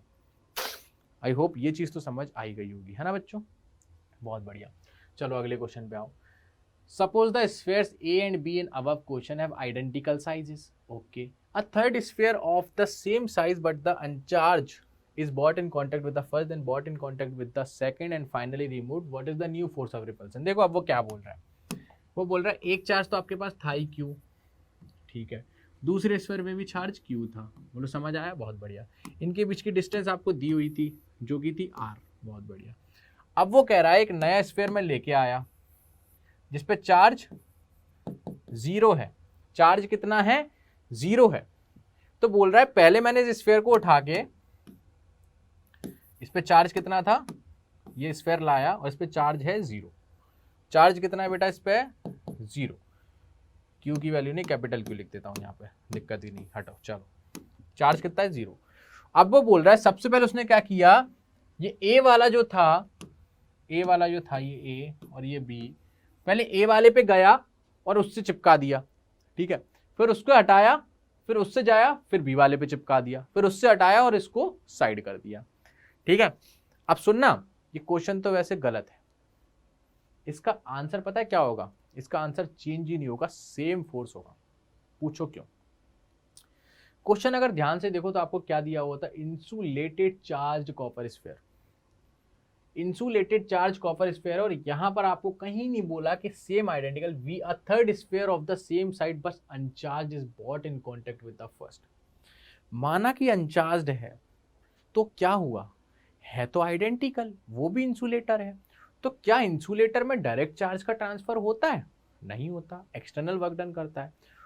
मान लो मैं अपने आप से चार्ज, अगर कोई मेरे से आगे हाथ में ला ले तो मैं जबरदस्ती उसको चॉकलेट नहीं दूंगा जब तक मैं कंडक्टर नहीं हूं। अगर मैं इंसुलेटर हूं ना तो मेरे पास कोई आ भी जाएगा ना, हाथ मिला लेगा, बैठ जाएगा, मैं उसको चॉकलेट दूंगा तक नहीं, समझे? अगर कोई मेरे को धक्का दे दिया, मेरे हाथ से छीन के उसे दे दे, वो बात अलग है, मैं नहीं दूंगा। लेकिन अगर मैं एक अच्छा कंडक्टर हूँ या नॉर्मल कंडक्टर भी हूँ तो मैं अपनी चीज़ें उसको दे दूंगा और इक्वली डिवाइड कर दूंगा। तो अगर ये इंसुलेटर है तो ये तो क्वेश्चन का आंसर ही गलत है। लेकिन इस क्वेश्चन को जो बनाया गया है ना, एज अ कंडक्टर वे में बनाया गया है कि चार्जेस इजीली इधर से उधर फ्लो हो सकते हैं, ठीक है। अब उस सेंस में अपन इसको सॉल्व करेंगे, ठीक है। तो कंडक्टिंग चार्जेस हैं, इंसुलेटेड नहीं, कंडक्टिंग है। तो इसको जैसे मैं इससे चिपकाऊंगा तो क्या होगा, दोनों के बीच बराबर चार्ज डिस्ट्रीब्यूशन हो जाएगा। तो इसके पास चार्ज कितना है? Q, और इसके पास चार्ज कितना है? 0/2। तो दोनों पे चार्ज कितना डिवाइड हो जाएगा? Q/2 and Q/2। जैसे ही मैं इससे टकराऊंगा, तो इस पे चार्ज कितना आ जाएगा बच्चों? Q/2, और इस पे भी अब कितना आ जाएगा? Q/2। अब इस पे भी कितना आ जाएगा? Q = Q/2। बोलो समझ आया? बहुत बढ़िया। अब सुनना, अब मैंने यहां से हटा लिया, अब ये Q/2 लेके गया और मैंने इससे मिलाया, तो अब नया चार्ज कितना बन जाएगा जो मिलाएंगे? आप क्या मिला रहे हो? एक Q/2 चार्ज को और एक Q चार्ज को, तो क्या हो जाएगा? Q/2 प्लस टोटल चार्ज कितना है? Q/2। टोटल कितना हो जाएगा? 3Q/4 and 3Q/4। तो दोनों पर 3Q/4 चार्ज ऐड हो जाएगा। बोलो समझ आया? जी 3Q/4 कैसे आया? समझ आया? 6Q/4 हो जाएगा, 3/2 हो जाएगा, राइट। एक पे चार्ज इतना है, एक पे चार्ज टोटल 3/2 है, तो 3/4 बढ़ जाएगा, तो 3/2 टोटल चार्ज है। तो जैसे ही इसको उठा के इस पे लाऊंगा तो पता है इस पे चार्ज कितना हो जाएगा? Q/4, और इस पे भी कितना हो जाएगा अब? Q/4, right. ठीक है, अब सुनो, इन दोनों पे चार्जेस कितने आ गए ए और बी पे? Q/2 and Q/4, distance R. अब न्यू फोर्स जो आएगी वो क्या आएगी? K Q/2 into Q/4 whole upon R², that is KQ² upon 8R², that is F/8। 8 गुना फोर्स कम हो गई, 8 गुना फोर्स कम हो गई। और फोर्स आप एक चीज देखें, दो चार्जेस के प्रोडक्ट पर डिपेंड करती है। आपको ने एक्चुअली एक अनचार्ज स्फीयर लाके किया क्या, इसका आधा चार्ज खींच लिया और इसमें से भी थोड़ा चार्ज खींच लिया। आपने दोनों स्फीयर्स के चार्जेस को कम कर दिया, चार्जेस को कम करने से जो नेचुरल उनके बीच में फोर्सेस थी दैट इज एफ, वो भी और कम हो गई, F/8, है ना। इसको तो फीलिंग से भी अपन समझ सकते हैं। वो समझ आया, बहुत बढ़िया। चलो अब तो इजी क्वेश्चंस आ जाएंगे शायद। Consider a uniform electric field this, what is the flux of this field through a square of 10 centimeter on a side whose plane is parallel to YZ plane। पहले तो एक्सिस बना लो भाई, ये लो, ये रही मेरी एक्स एक्सिस, ये रही वाई एक्सिस, और ये रही मेरी जेड एक्सिस। बोलो दिख गया सबको, एक्स वाई और ये रहा जेड बाहर की तरफ, ठीक है। वो कह रहा है एक यूनिफॉर्म इलेक्ट्रिक फील्ड है आई कैप में बच्चों, ठीक है। इलेक्ट्रिक फील्ड की डायरेक्शन ये रही बेटा, ये रही मेरी इलेक्ट्रिक फील्ड की direction, that is 3 × 10⁻³ i cap newton पर coulomb. What is the flux of this field through a square of 10 centimetre on a side वो plane is parallel to YZ plane. बच्चों YZ प्लेन तो ये हो जाएगा, ये वाला प्लेन देखो। तो ऐसे में एक स्क्वायर शीट है, मान लो कैसे बनेगी, कुछ इस टाइप की बनेगी, कुछ इस टाइप की ही बनेगी बेटा, कुछ इस टाइप की ही शीट बनेगी, ऐसे में, ऐसे में, और इलेक्ट्रिक फील्ड ऐसे में। तो पूरा का पूरा फ्लक्स पास होगा, पूरा का पूरा फ्लक्स पास होगा उसमें से। अरे ये कॉस थीटा, एरिया वेक्टर भी ये रहा, इलेक्ट्रिक फील्ड भी ये रही, तो नेट फ्लक्स क्या आएगा इसका, ए वाले का आंसर क्या आएगा, नेट फ्लक्स जो डी फाई होता है, integral D phi equals to EdA, ठीक है। तो ये डी फाई की जगह phi net equals to EdA cos theta. Area कितना होगा, कितने एरिया से निकलेगा बच्चों, A², ठीक है। इलेक्ट्रिक फील्ड कितनी है, 3 × 10⁻³ इंटू एरिया कितना हो जाएगा बच्चों, 10 का स्क्वायर 100, एंड सेंटीमीटर के लिए माइनस, मीटर के लिए -2, और उसका भी स्क्वायर कर देंगे, इक्वल्स टू 3 × 10⁻³ इंटू 10 का स्क्वायर इंटू 10⁻⁻4, कितना बचेगा बेटा, ये 3 से ये जाएगा और 1 जाएगा, आंसर आएगा आपका 30 फ्लक्स। और वैल्यू क्या रहेगी इसका, इलेक्ट्रिक फील्ड की यूनिट लगा देना और एरिया की यूनिट लगा देना, ठीक है। इलेक्ट्रिक फील्ड की यूनिट क्या होती है, force equals to QE, that is newton पर कूलम, न्यूटन पर coulomb into metre, metre square, क्योंकि एरिया वेक्टर है। बोलो समझ आया, समझ आया कि नहीं, कैसे आया, बहुत बढ़िया। What, अब दूसरा पार्ट देखो, what is the flux through the same square if the normal to its plane makes an angle 60 degree with the x axis। देखो अब वो बोल क्या रहा है, अभी आपका ये है एरिया, स्क्वायर ऐसा रखा हुआ है, अब वो बोल रहा है इस स्क्वायर को क्या करना है, टेढ़ा कर दो ऐसे, जिससे वो x एक्सिस से, या ऐसे टेढ़ा कर दो ऐसे, जिससे वो x एक्सिस से उसका एरिया नॉर्मल वेक्टर कितना बनाने लग जाए, 60 डिग्री, या ऐसे भी टिल्ट कर दो जिससे एरिया वेक्टर 60 डिग्री। अब मैं इसको थोड़ा टिल्ट कर देता हूं बेटा, ठीक है, इसको अब थोड़ा टिल्ट कर देता हूं, देखो कैसे, अभी ऐसा बना हुआ था नॉर्मल, ठीक है बेटा। तो यहां पर हमारा इलेक्ट्रिक फील्ड की डायरेक्शन भी ये थी और एरिया वेक्टर की डायरेक्शन भी यही थी। अब मैं इसको क्या कर रहा हूँ, थोड़ा टेढ़ा बना रहा हूँ। अब टेढ़ा बनाने के लिए थोड़ा दिमाग चाहिए, तो उसको कैसे बनाएंगे, थोड़ा टेढ़ा, इसको ऊपर उठा देंगे एंड इसको थोड़ा टेढ़ा कर देंगे, कैसे, इसके परपेंडिकुलर तो अपना एरिया वेक्टर जाना है। तो मान लो ये मेरा, यार मेरे को तो बड़ा दिक्कत हो रहा है ये बनाने में, ये लो ऐसी इलेक्ट्रिक फील्ड की डायरेक्शन आनी चाहिए और ये मेरा एरिया वेक्टर की डायरेक्शन आनी चाहिए, इसके परपेंडिकुलर बनेगा कुछ ऐसा, कुछ ऐसा, हाँ अब सही है। मैंने इसको घुमा दिया, इतना घुमा दिया कि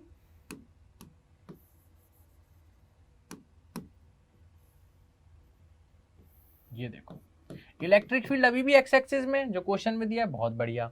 हमने इसको टिल्ट कर दिया जिससे ये कुछ 60 डिग्री एंगल बनाने लग गया नॉर्मल इसका, बहुत बढ़िया।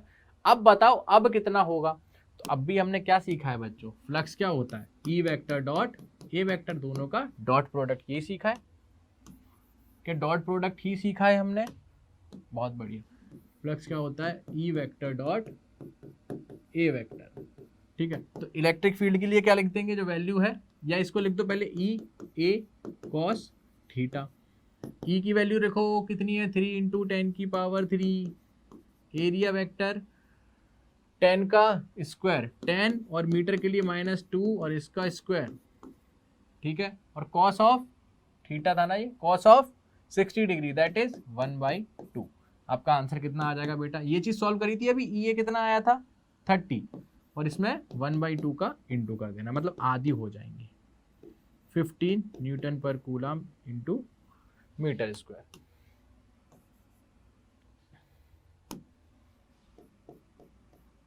इंटू मीटर, ठीक है, मीटर स्क्वायर। बोलो समझ आई ये चीज? बहुत बढ़िया से, चलो बढ़िया। क्वेश्चन नंबर 15 पे आओ। क्वेश्चन नंबर 15 बोलता है careful measurement of the electric field at the surface of a black box indicate that the net outward flux through the surface of the box is इतना। Careful measurement of the electric field at the surface of a black box. कोई एक surface है, मतलब कोई एक black box है, उसमें से देखा गया जो टोटल इलेक्ट्रिक फील्ड लाइंस निकल रही हैं, net electric flux through the surface जो निकल रहा है वो इतना है, ठीक है। तो हमें गिवन क्या है बेटा? हमको गिवन है फ्लक्स, कोई भी एक सरफेस है उससे कितना निकल रहा है, वो निकल रहा है 8 × 10⁻³ न्यूटन पर कूलम इंटू मीटर स्क्वायर। बहुत बढ़िया। What is the net charge inside the box? तो भाई यहाँ तो गॉस लॉ की याद आती है मेरे को। गॉस लॉ बोलते हैं जो नेट फ्लक्स है वो Q/E0 टाइम्स होता है, और चार्ज क्या होता है? एनक्लोज्ड। चार्ज कौन सा है बच्चों? क्लोज्ड सरफेस की वजह से जो चार्ज, राइट। तो यहां से कर सकते हो, फ्लक्स कितना है 8 × 10⁻³ इजिकल्स टू चार्ज पता नहीं, और E0 की वैल्यू बता चुका हूँ 8.86 × 10⁻12। तो क्या यहाँ से चार्ज निकल के आ जाएगा?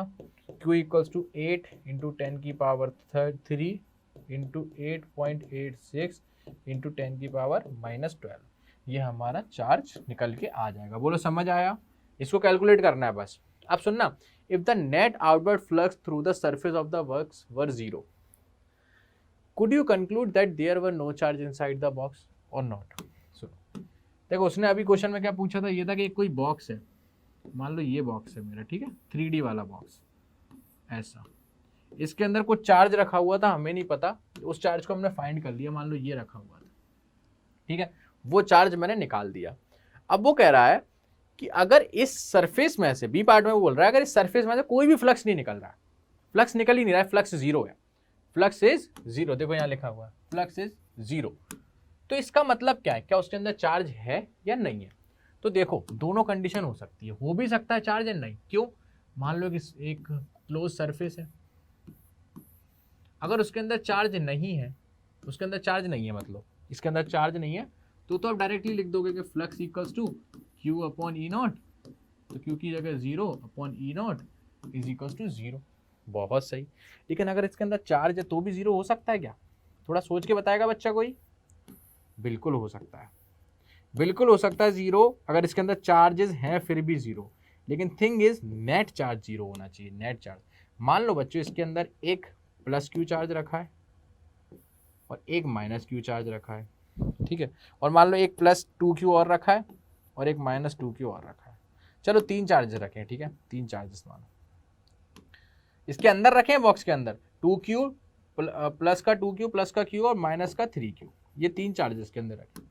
तो अब गॉस लॉ हमसे क्या बोलता है बेटा? गॉस लॉ बोलता है जो फ्लक्स इसके अंदर होगा वो होगा नेट चार्ज Q नेट किसके अंदर? सरफेस के अंदर अपॉन E0, और Q/E0 कितना होगा? Q नेट कितना होगा? +2Q plus Q and -3Q upon E0, that is 0 upon E0 equals to 0। समझ आया? तो ऐसी कोई बात नहीं है कि अगर चार्जेस 0 होंगे तो ही फ्लक्स 0 होगा। फ्लक्स 0 तब भी हो सकता है जब नेट चार्ज 0, अंदर चार्जेस भी पॉसिबल है। देखो अंदर चार्जेस है लेकिन फ्लक्स अभी भी 0 आ रहा है। और समझ आया? बहुत बढ़िया। आ जाओ 16 क्वेश्चन पे। देखो यहाँ क्या बोल रहा है? अ पॉइंट चार्ज इतना, चलो मैं बता देता हूँ आपको। क्वेश्चन में ये बोला जा रहा है कि एक स्क्वायर प्लेट है, ठीक है, ऐसे रखी हुई है सरफेस पे, मान लो अपने जमीन पर 5 सेंटीमीटर की हाइट पर एक पॉइंट है, ठीक है। सुनना बेटा, उसने बोला क्या है, सुनना ध्यान से। वो बोल रहा है कि मेरे पास रखी हुई है, ये मेरी सरफेस पर रखी है जमीन पर, एक मेरा स्क्वायर बना हुआ है 10/10 का। इससे ऊपर मान लो जमीन पर ऐसा एक स्क्वायर बना होगा, सब देख रहे हो, जमीन पर ऐसा स्क्वायर बना होगा, इस स्क्वायर के सेंटर से मैं जाऊं 5 सेंटीमीटर ऊपर, ये गया मैं 5 सेंटीमीटर ऊपर, देखो ये जाऊंगा 5 सेंटीमीटर में ऊपर, ठीक है, ये आ गया 5 सेंटीमीटर ऊपर।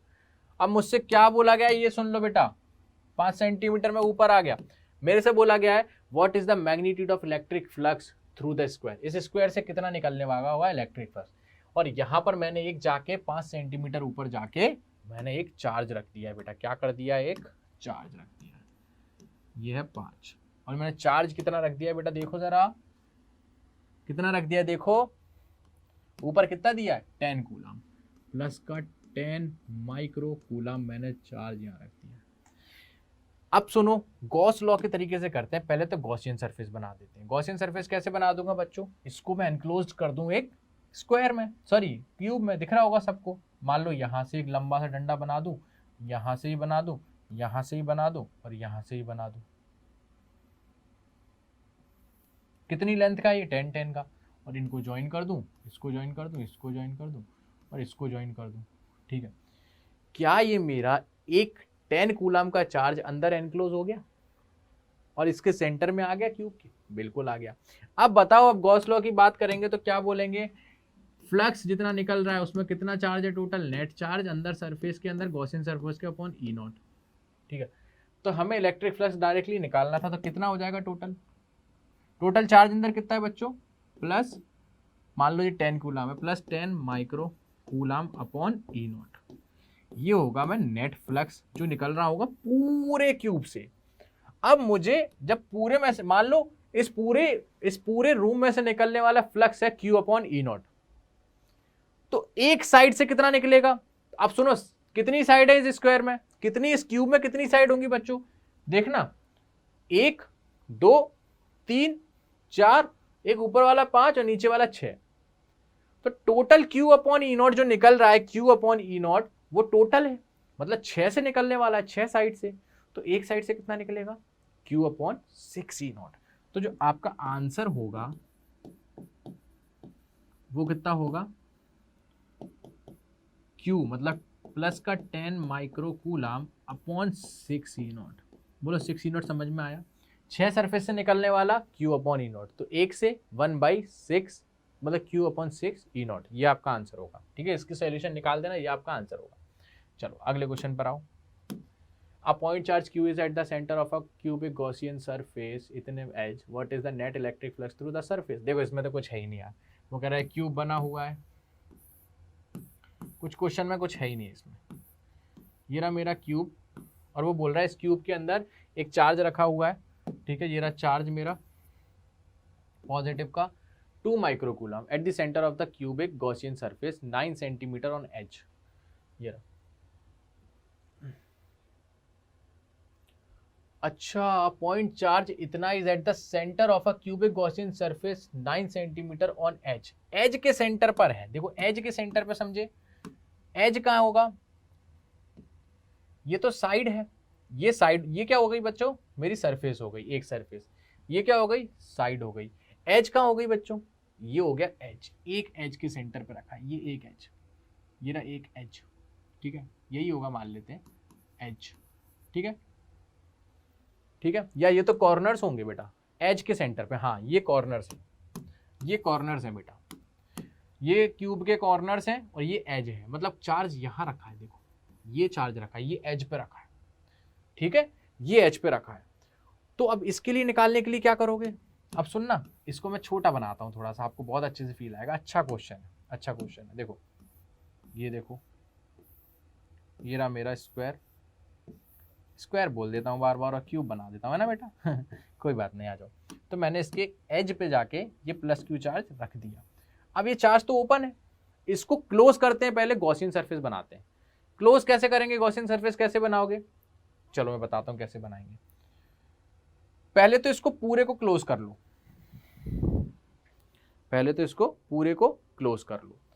अब पॉइंट चार्ज इतना is at the centre of a cubic Gaussian surface 9 centimetre on edge, what is the net electric flux through the surface, इस सरफेस से नेट इलेक्ट्रिक फ्लक्स कितना निकल रहा होगा, ठीक है बहुत बढ़िया। तो सुनना बच्चों, अब वो पूछ रहा है इतने से नेट फ्लक्स कितना निकल रहा होगा इस क्यूब से। तो उसके लिए आप क्या करोगे बेटा, इसी जैसे पहले आइडेंटिकल क्यूब बना दो जिससे ये चार्ज कवर हो जाए। ऐसी बनेगा, देखो मैंने एक तो कवर कर दिया, फिर इसके साइड में और बना दो ऐसे, है ना। बोलो सही बन रहा है कि नहीं, थोड़ा सा स्टिक सा लग रहा है, बहुत बढ़िया, हाँ अब सही है। ऐसा बना दो, फिर इसको भी कवर कर दो जिससे ये वाला नीचे वाला ही बन जाएगा। ये कैसे बनेगा बेटा, कुछ आगे आओ, ये नीचे आएगा, ये थोड़ा सा नीचे आएगा, एंड ये भी मैच हो जाएगा, ये भी मैच हो जाएगा, कुछ ऐसा। बोलो समझ आया, बहुत बढ़िया। अब ये एज पे रखा हुआ जो चार्ज था, एज पे रखा हुआ जो चार्ज क्या प्रॉपर क्लोज्ड हो गया, बिल्कुल हो गया।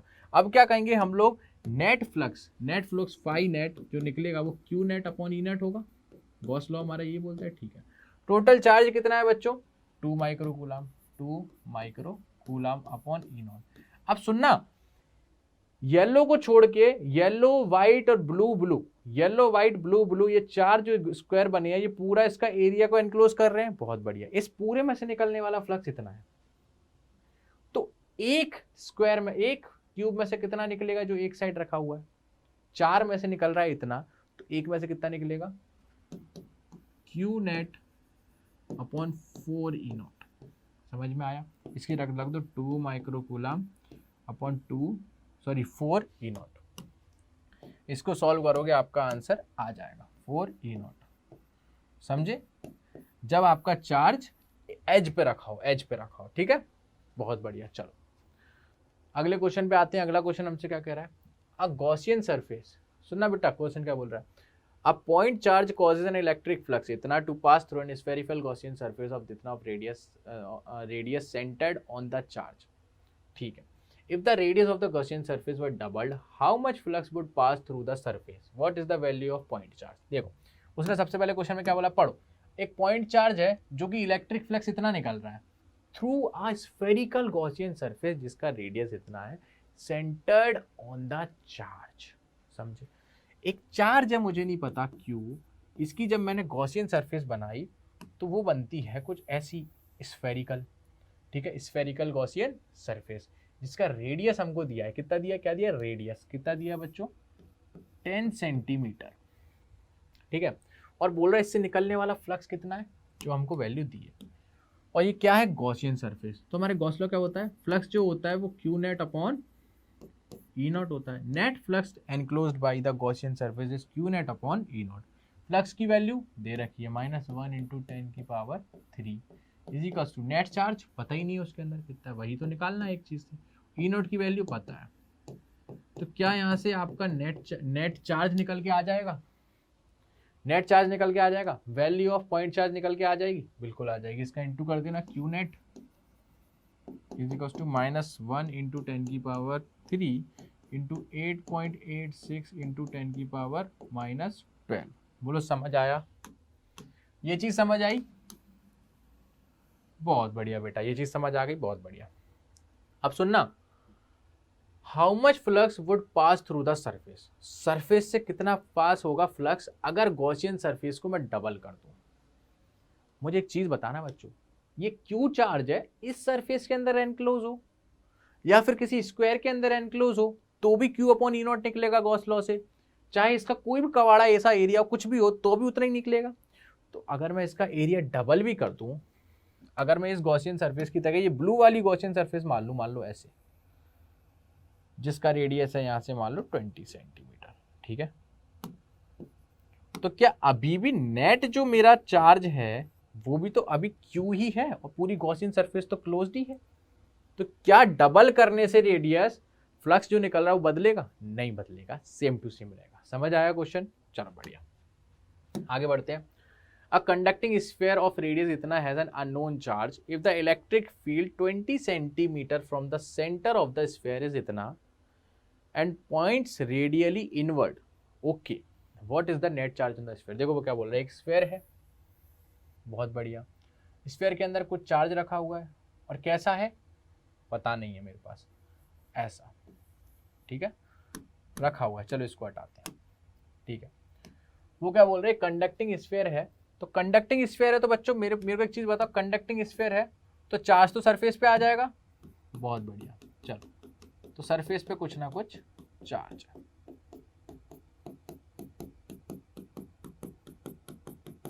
ठीक है। और इसका रेडियस कितना दिया है बेटा, इसका रेडियस दिया है 10 सेंटीमीटर, यही दिया है, बहुत बढ़िया।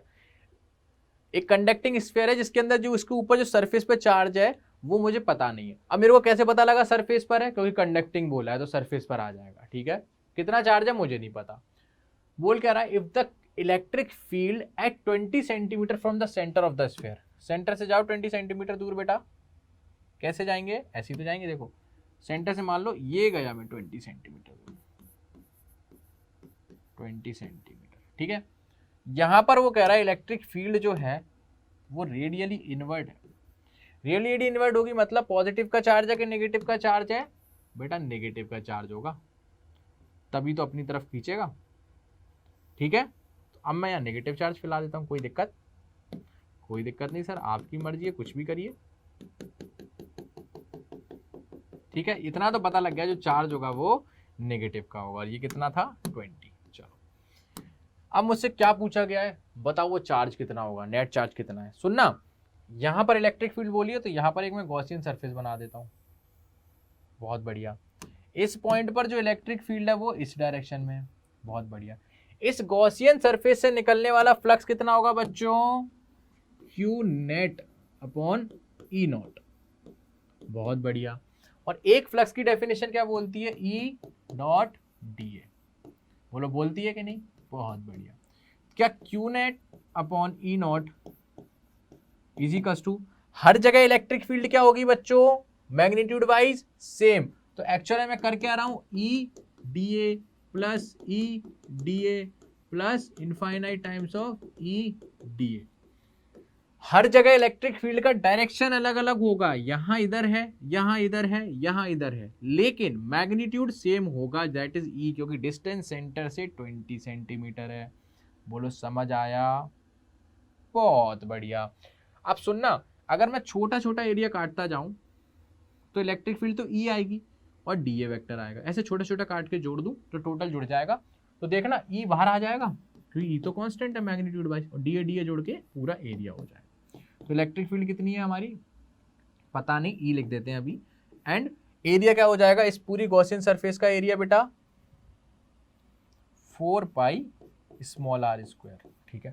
तो ऐसे Q नेट की वैल्यू निकल के आ जाएगी, Q net upon E not is equals to, E की वैल्यू कितनी है, E की वैल्यू दी इलेक्ट्रिक फील्ड ये रही 1.5 इंटू 10 की power 3 into 4 pi into R square. What is R square बच्चों, सेंटर से लेके इस पॉइंट की दूरी, दैट इज 20 सेंटीमीटर है तो मीटर के लिए -2 और इसका होल स्क्वायर। बोलो समझ आया, चलो इस चीज को आगे लिखें, ठीक है। Q net is equals to, अब सुनना 4 पाई को नीचे लेके आओ, 4 pi E not is equals to कितना बचेगा 1.5 इंटू 10 की पावर 3, और ये बचेगा 20 इंटू 10 की पावर -2, 20 इंटू 10 की पावर -2 का होल स्क्वायर। बोलो यही है, बहुत बढ़िया। 1/4 पाई E नॉट कितना होता है बच्चों, 9 इंटू 10 की power 9 into Q net is equals to 1.5 into 10 की पावर 3, और ये कितना हो जाएगा 400 इंटू 10 की पावर -4। बोलो समझ आया, बहुत बढ़िया। क्या यहाँ से जो भी वैल्यू ये आएगी वही आंसर होगा, Q नेट 1.5, और ये कितना हो जाएगा बच्चों, ये 4 से 3 गए, 1 गए, ये बचेगा 40 होल अपॉन 9 इंटू 10 की पावर 9, ये कितनी वैल्यू हो जाएगी 15 इंटू 4 होल अपॉन 9 इंटू 10 की power 9, that is 60 upon 9 into 10 की पावर -9, 3 2 3 3 20/3 इंटू 10 की पावर -9 कूलम। ये मेरा Q नेट आ जाएगा, ठीक है। मैंने Q नेट भी आपको निकाल दिया, ठीक है। समझ आया कैसे आया, बहुत बढ़िया। चलो अगला क्वेश्चन बोलो क्या बोल रहा है, ये आप अपने आप करके बता दोगे। Uniformly charge conducting sphere, uniformly charge conducting है तो मतलब सरफेस पर चार्ज आ गया है, तो सरफेस ऐसे बनाओ और मतलब सरफेस पर चार्ज है, जिसका डायामीटर 2.4 दिया है, तो रेडियस कितना होगा बेटा इसका, रेडियस होगा 1.2 मीटर्स। ठीक है, has a surface charge density 80 microcoulomb. ठीक है, इस पे कुछ ना कुछ चार्ज फैला है इसका मतलब, और पॉजिटिव का फैला है, कोई पॉजिटिव की सरफेस चार्ज डेंसिटी है। बहुत बढ़िया, ठीक है, ये रहा पॉजिटिव का चार्ज फैला हुआ है।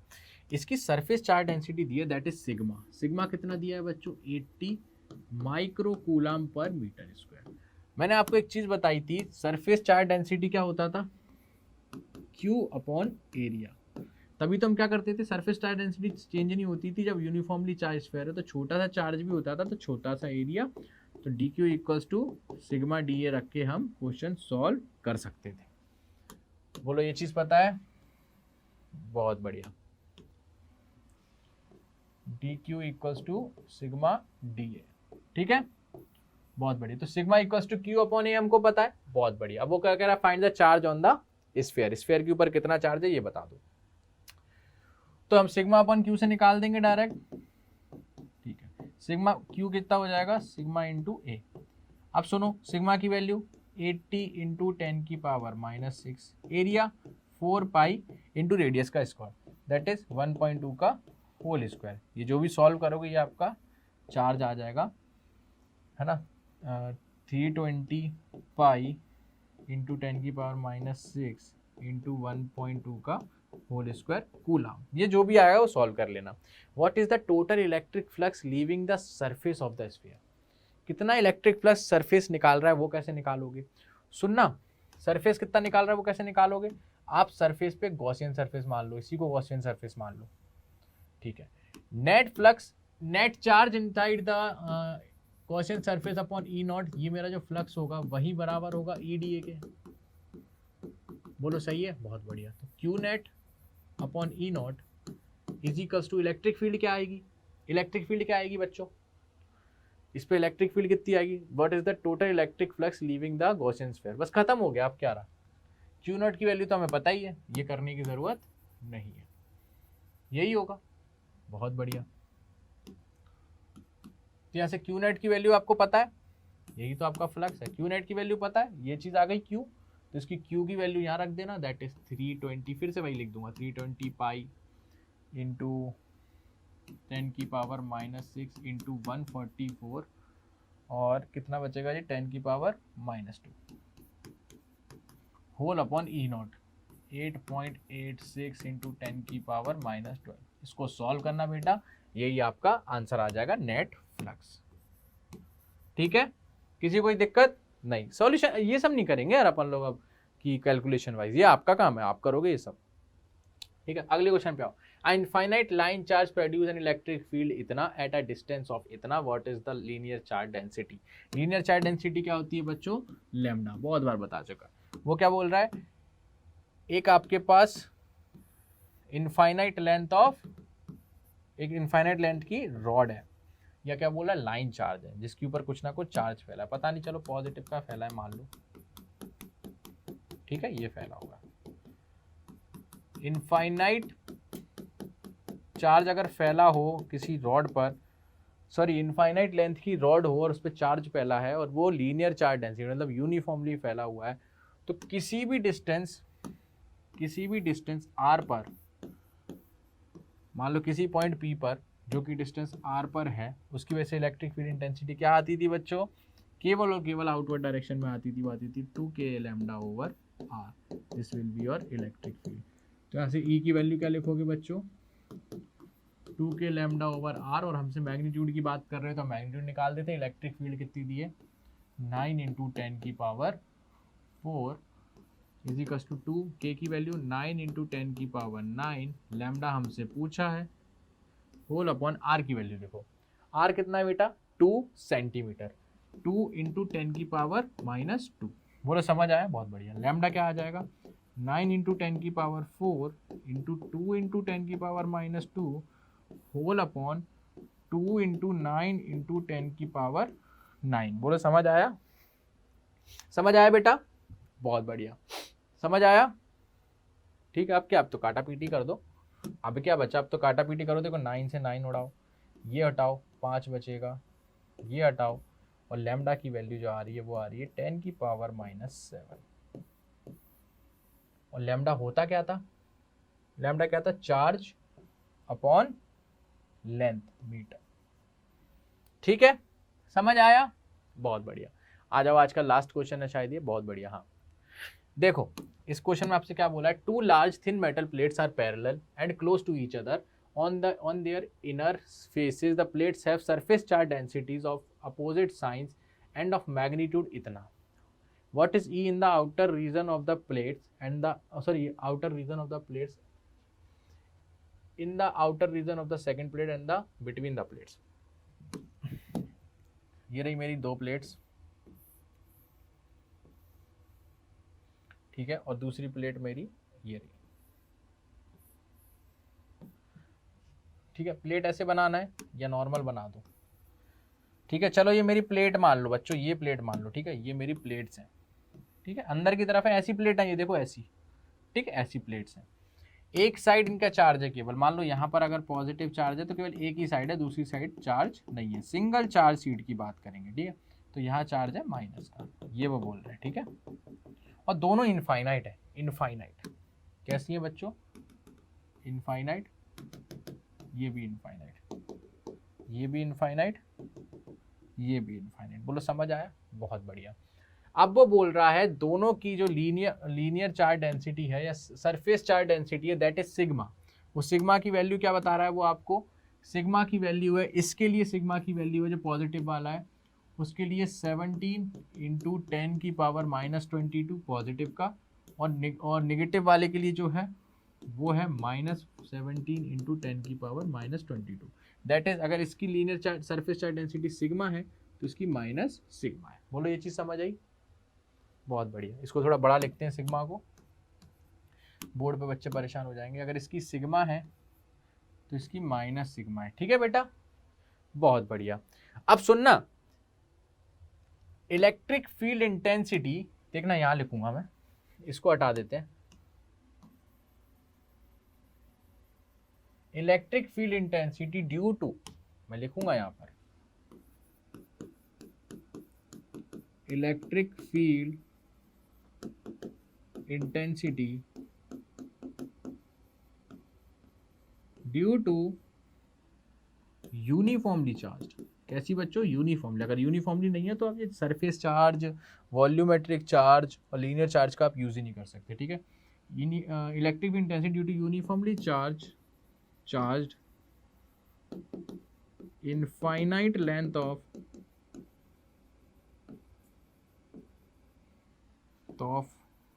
Plane sheet. कितना आता था? Sigma upon 2E0। अगर पॉजिटिव चार्ज है तो सिग्मा अपॉन 2E0, और नेगेटिव है तो माइनस सिग्मा अपॉन 2E0। ठीक है, ये चीज आती थी। अब सुनना, यहां पर क्या होगा बेटा, आप अपने आप बताओगे। आप अगर ये आउटर रीजन है, मान लो पहला ABC, ये रहा A, ये पॉइंट है मेरा A, ये पॉइंट मान लो मेरा B, दूसरी साइड आउटर, और ये पॉइंट मान लो मेरा C, ये अंदर की तरफ। ठीक है, यहां पे इलेक्ट्रिक फील्ड क्या होगी? बोलेगा कोई बच्चा? चलो किससे बनाए? ग्रीन से। इस वाली की वजह से क्या होगी? आउटर में, क्योंकि पॉजिटिव है अवे। ठीक है, क्या होगी? सिग्मा अपॉन 2E0 यहां पर, और इसकी वजह से क्या होगी? इस डायरेक्शन में सिग्मा अपॉन 2E0। और कैसी? इस डायरेक्शन में। देखो, पॉजिटिव वजह की वजह से किस डायरेक्शन में? इस डायरेक्शन में, और नेगेटिव वाले की वजह से इस डायरेक्शन में। दोनों कैंसिल हो जाएंगे, दोनों कैंसिल हो जाएंगे, तो यहाँ पे ई नेट कितना बचेगा? 0। इस साइड देखो जरा, इस साइड अगर बात करोगे तो ये नेगेटिव वाला इस पॉइंट पर, इस तरफ इलेक्ट्रिक फील्ड कितना? Sigma upon E0, 2E0। इसकी वजह से, पॉजिटिव वाले की वजह से इस डायरेक्शन में सिग्मा अपॉन 2E0। नेट कितना हो जाएगा? 0। 0 क्यों? Opposite, equal and opposite. अंदर देखो, अंदर है कहानी तो मस्त मस्त कहानी तो अंदर चल रही है बेटा। अंदर क्या चल रहा है? जरा अंदर थोड़ा खोखलापन चल रहा है। कैसे चल रहा है जरा देखो। यहाँ बताते हैं अपन ब्लू से। अंदर देखना सी पॉइंट पर पॉजिटिव की वजह से इस डायरेक्शन में, पॉजिटिव की वजह से मान लो सी पॉइंट अपना यहाँ है, कोई दिक्कत नहीं, थोड़ा साइड कर देते हैं। मान लो सी पॉइंट सेंटर में नहीं है, कुछ इस जगह पर है, ये मेरा सी पॉइंट, ठीक है। यहाँ पर इलेक्ट्रिक फील्ड इंटेंसिटी देखो जरा कितनी आ रही है बच्चों, पॉजिटिव की वजह से इस डायरेक्शन में, सिग्मा अपॉन 2E0। और सुनो व्हाइट वाले से मैं बताऊंगा इसकी वजह से, वो भी इस डायरेक्शन में, सिग्मा अपॉन 2E0। क्या दोनों सेम डायरेक्शन में है? बिल्कुल। तो यहाँ पर ई नेट कितना आएगा, दोनों का addition, sigma upon 2E0 plus sigma upon 2E0। तो टोटल क्या हो जाएगा ई नेट यहाँ पर, सिग्मा अपॉन E0। बोलो ये चीज समझ आई, ये चीज समझ आई, ये कैसे निकला, समझ आया बेटा? बहुत बढ़िया। तो आउटर में जीरो इसलिए होती है क्योंकि पॉजिटिव की वजह से इधर, नेगेटिव की वजह से इधर जीरो, इधर क्या होती है जीरो, नेगेटिव की वजह से इधर, पॉजिटिव की वजह से इधर, और बीच में होती है sigma upon E0। Why sigma upon E0, half plus half पूरी हो जाती है, इसकी वजह से इस पॉइंट पर इधर, इसकी वजह से भी खींचना। समझ आया? बहुत बढ़िया। तो इसी के साथ आज की आपकी क्लास एंड होती है। पूरे एनसीईआरटी की एक्सरसाइज आपको करा दी गई है ना। अच्छे से रिवाइज कीजिए, जो भी क्वेश्चन है मैंने न्यूमेरिकल बेस्ड थोड़ा कैलकुलेशन छोड़ा है, कोशिश करिए उसको आप अपने आप न्यूमेरिकल को करिए, जिससे आपकी आदत बनेगी, आपका कैलकुलेशन भी अच्छा होगा। ठीक है, मिलते हैं अगली क्लास में एंड एक नया चैप्टर लेके जो कि इलेक्ट्रिक पोटेंशियल एंड कैपेसिटेंस है। ठीक है, चलते हैं बच्चों, मिलते हैं अगली क्लास में, बाय बाय।